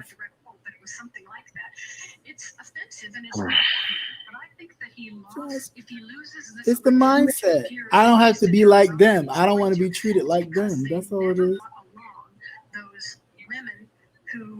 Oh, come on, 2 minutes. 2 minutes. Turned off in the last years, and you saw it 2 years ago with the election of Martha McSally. The Senate got one more Republican. Even with it being 2020. Yes, definitely. The Senate got one more Republican seat, so it's 41-42. Oh, they just gained a seat? Yeah. Gosh darn it. Now we're back at 5, I think. Amendment to minimum wage raise, and it went yes, apparently. us tonight from Phoenix, where again NBC is still characterized this race. She could at least brush her hair or something. I mean, I know That's why I asked if she was a politician, because she looked real homely. Like you could tell she worked from home. Like, girl, you was about to be on TV. Oh shit. 118 to 114. Yeah. All right, I need the West Coast to light up now. Like Lindsey Graham is headed back to the U.S. Goddamn, Lady G done did it. Lindsey Graham is headed back to the U.S. Senate from South Carolina. Oh, look at Lady G. Lady Grantham. Outside money, especially at the end of this thing, could not do it, could not convert it in the. And that's crazy. They made Lindsey Graham look like a total fool the entire time. Will be indeed a runoff Wow. between Warnock and Loeffler. That we have just Heard, able to yeah. put in the runoff category. what is Balance? Rachel? are the two winners? That means they would run again, and it would just be them two. Oh, okay. I was like, wait, what? January. As we get to the top of the hour here, I do want to just say a moment before we put that South Carolina Senate race behind us, how much I think the Democratic Look Party. at one out here. She can't. That's Well, yeah, she could have did something to her own head. Jesus Christ. She looked like she was playing with the kids. Or the dogs or the cats or something. And that's a bad picture of Jamie Harrison. I mean, come on, y'all. That's what they do, though. That's what. Come on. I got him looking like a raisinette. Look at all grape headish. Like, come on. I got that man looking like John Coffin. I was looking like he had the green mile.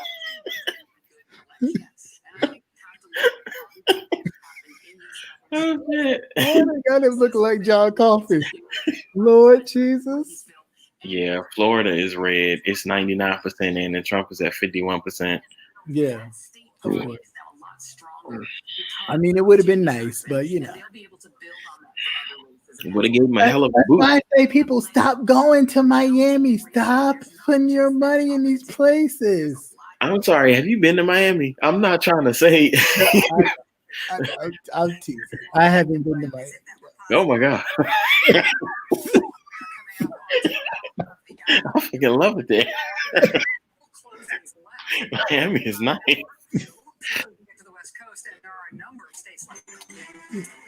You a beach go anyway. You probably go to them other beaches. I don't go as often as I probably would like to, but see, they're showing Florida now, and my area is blue, so we're good. Well, thank you for doing your part. I damn sure did in Pinellas County, blue. Should be a picture of me. Just I did it. Right. You're welcome, bitch. Thank you, bitch. Pinellas and Hillsborough blue, and it's surrounded by red. That's sad. That's so sad. If Idaho flipped the way, I'm definitely hit them with a damn potato. It's 192 at this hour. 270 192 to 114. They're Damn, about to call Florida. They're about to call Florida. it is not too close to call. They're playing games. And we have determined this to be too close to call, though Trump leads. North Carolina. 29 votes, though. Damn. Texas. North Carolina. Early to call, Trump leads. Damn it. Too early to call. God damn, Pennsylvania. Too early to call, Trump leads. Oh, I can already see where this is going. Too early. Child. Georgia. Oh. Too early to call. Too early to call. Biden leads. Wisconsin. Too early to call. Yeah, that's still early. It's not even half yet. Too early to call. Okay, not even half yet, but that's still good. Too early to call. Almost half, but we're still good. Too early to call. What are the areas? Let's look at the map. We've been watching the color-coded states get awarded all. I think that Eastern time, Right. We would have it kind of. Damn. Oh, he got California. Yeah, he did. Mm-hmm. Who knew he would have got California? That was a given. California ain't been red since.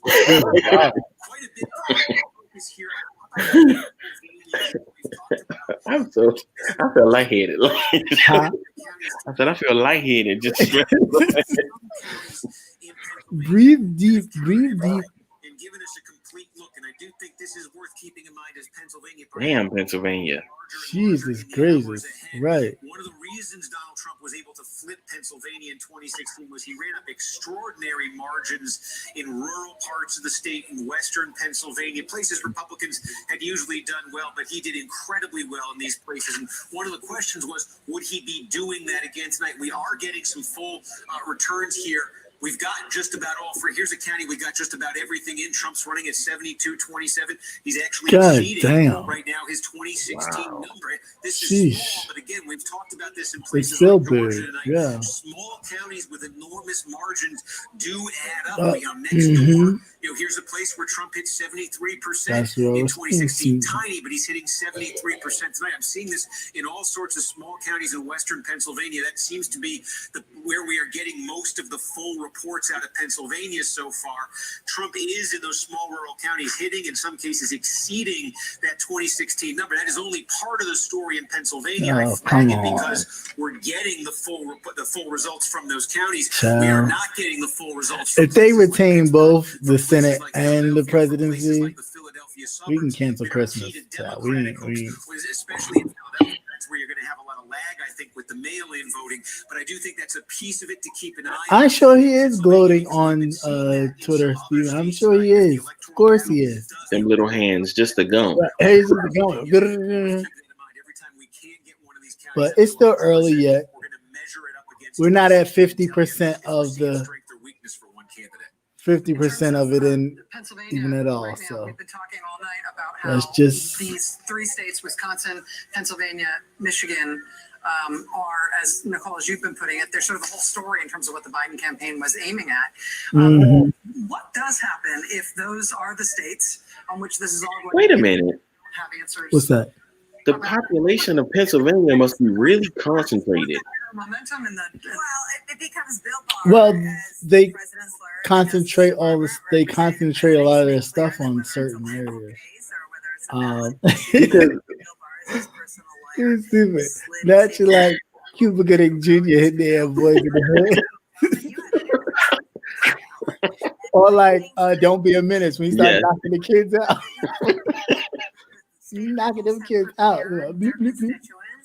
What'd you say? Let me run over. It was red though. You have to think that if both campaigns are seeing the same definitely things, keep my fingers crossed. So both campaigns were talking about these three states. That there's not a ton of surprise inside the Biden campaign that it may come down to these three. It'll come down to the three. The Trump side and the Biden campaign have been involved in as of late. They were about a post-election day legal effort. It's going to come down to the same way, and I think not seeing this like Stafford does. And the way are we still free, or should we head to Canada? We still free. We still free. And both campaigns saw Joe Biden as having an edge in the polls. Don't run to Canada just yet. So what does that mean? That means Give it till Monday, and we can all dress like we in the color purple. illegal ballots in PA, and that's where he's. I see ya. I think that, You show is ugly. Right. Oh, you're right. Don't unpack though. Don't unpack. The racism, the cuddling Nazis. I think for a lot of people, the catharsis of a repudiation by the voters broadly was something that they needed. That they needed to know that America fundamentally rejects this man. That is not what we're getting tonight. What we're getting is that people are going to stick to their party lines for the most part. They don't care that millions of people have been with Corona, or that thousands of people have died. 270, he's at home. Yeah, he wins, and that's it. It doesn't matter, and then we'll have to figure out what happens after that. But there is also a possibility that the votes just get counted. It takes until tomorrow. Yeah. And tomorrow at noon. You may know. Pennsylvania just reports its totals. Wisconsin reports its totals, and Michigan reports its totals, and it's totally mundane. And there's nothing to go to court over because it's clear, right? These states are not controlled by Republicans. I would right now feel the same anxiety as everyone in my two phones. Yeah. If these three states were controlled by Republicans, and I hate to say that, but that's where we are. But they're not. They are not controlled by Republicans. And Trump's not ahead in any of these states either. So and he can't do anything. Right. These governors of these three.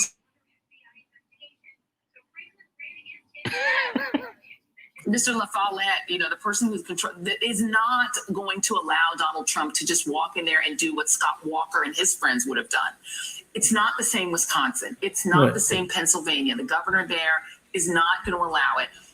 It could be that we just have to breathe for a night, and tomorrow we'll get the results. Right. And I think everything will. Can I tell you what I have in my notes? Because all I've been doing is cramming for the last my notes on each of these three states. Wisconsin. State Elections Commission chief says Wisconsin will probably not report unofficial results until Wednesday at the earliest. Pennsylvania.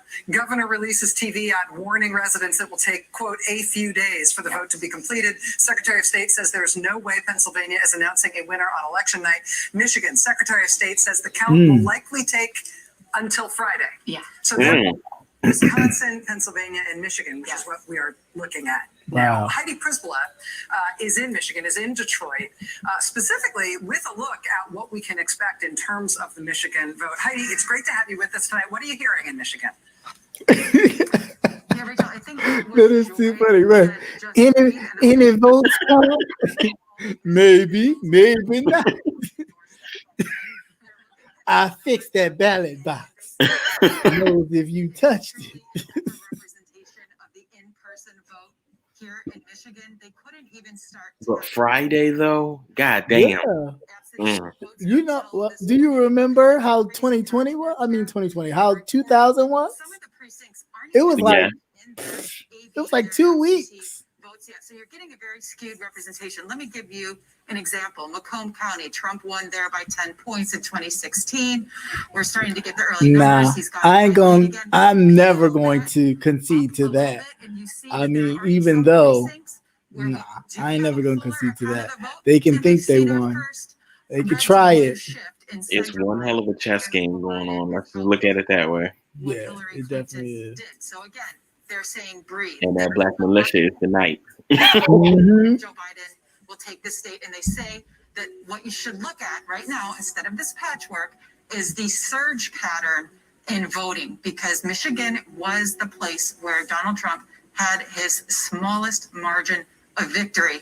And so they say, and this is according to the Secretary of State who briefed us, that the places where we're seeing the surges are, number one, Detroit. We're not seeing a surge like we saw in 2012, but we're seeing it above 2016. We know Detroit is reliably blue in that surrounding area. Okay, two other places, Kalamazoo and Ann Arbor. What do they have in common?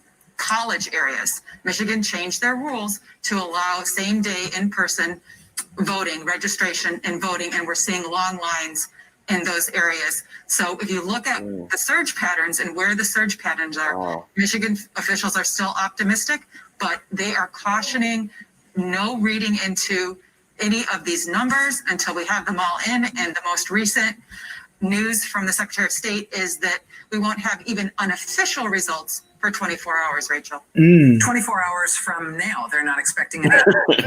Just to clarify. After 11 p.m.? Right. That's what she said. Wow. And if you're looking at a Friday final. Yeah, that's what I'm thinking. Friday. Official, that would not be unreasonable, considering that some of these places, like in Macomb County, haven't even registered their early votes. Wow. Well, Heidi Prisbilla for us in and I think that's the case for a lot of these places. They're calling the votes that they have, but a lot of other votes haven't even been registered yet.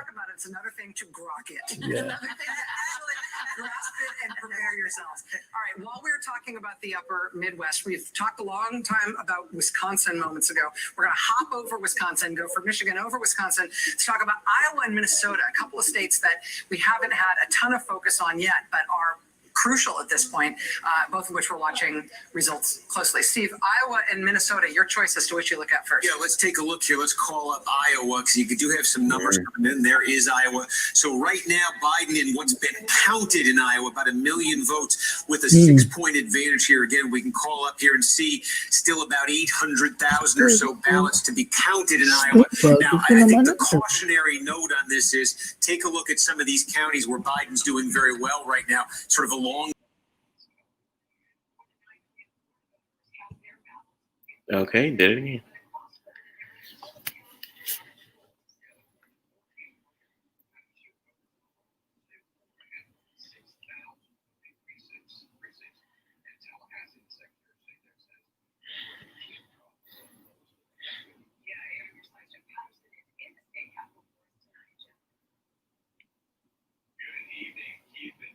So a place like Clinton County, this is a prime example. What happens when the same day is counted? Does it turn into another Trump victory and it looks like 2016 all over again? Or does it? When they're counting the votes, are they like physically hand counting these votes? Or how does that? Yeah, they're a group of people literally taking the votes and putting them in a pile. Biden here, Trump here, and they're doing this and tallying it, and then they send it off. Yeah, so there's a whole team of people doing it.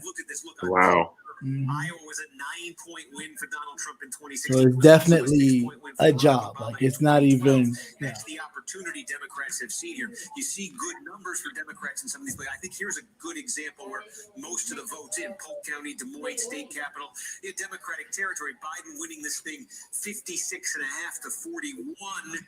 It's different than 2016. It lands, but 52 for Clinton. 56 for Biden, 56 and change for Biden. Remember, statewide, this was a 9-point victory for Donald Trump in 2016. Definitely.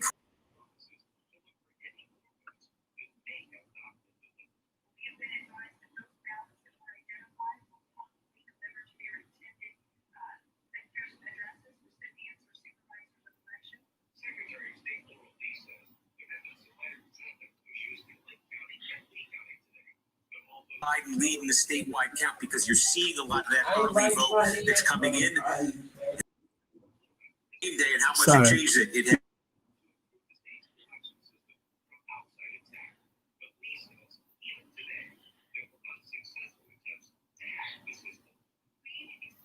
In this case, it's a race that Democrats see potentially as a pickup alongside that hard-fought presidential race. And again, in the Senate race in Iowa, of course, the incumbent Republican is Joni Ernst.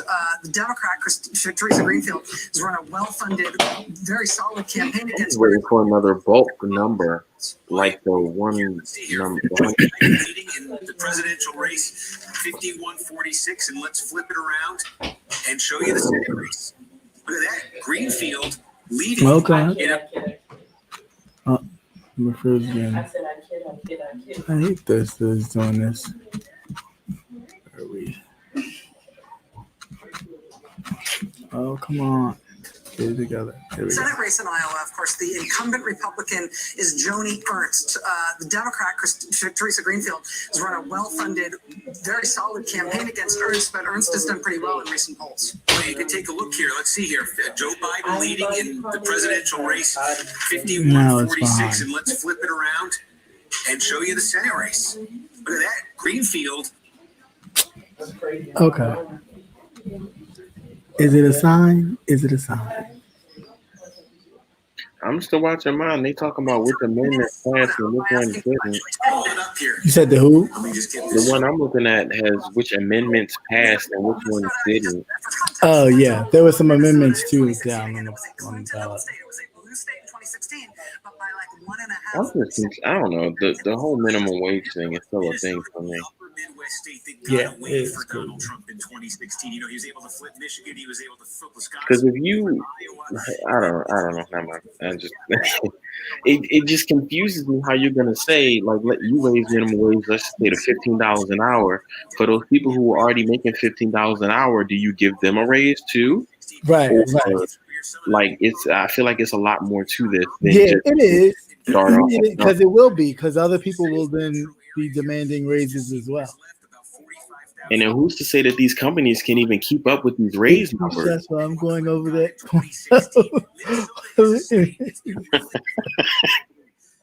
Right, that part. Well, good night, Quiet Storm. Good night. Good night. Have a great night. Good night, Storm. Yeah, I'm basically gonna call it too. I'll be watching still, and like I said, I will be posting on my community wall so you guys can pop over there every so often, and I will update you guys. Please have a great night. Try not to worry too much. Whatever the outcome will be, joy will come in the morning. So let's just kind of relax. Everything's not over yet. It ain't over till the fat somebody sings.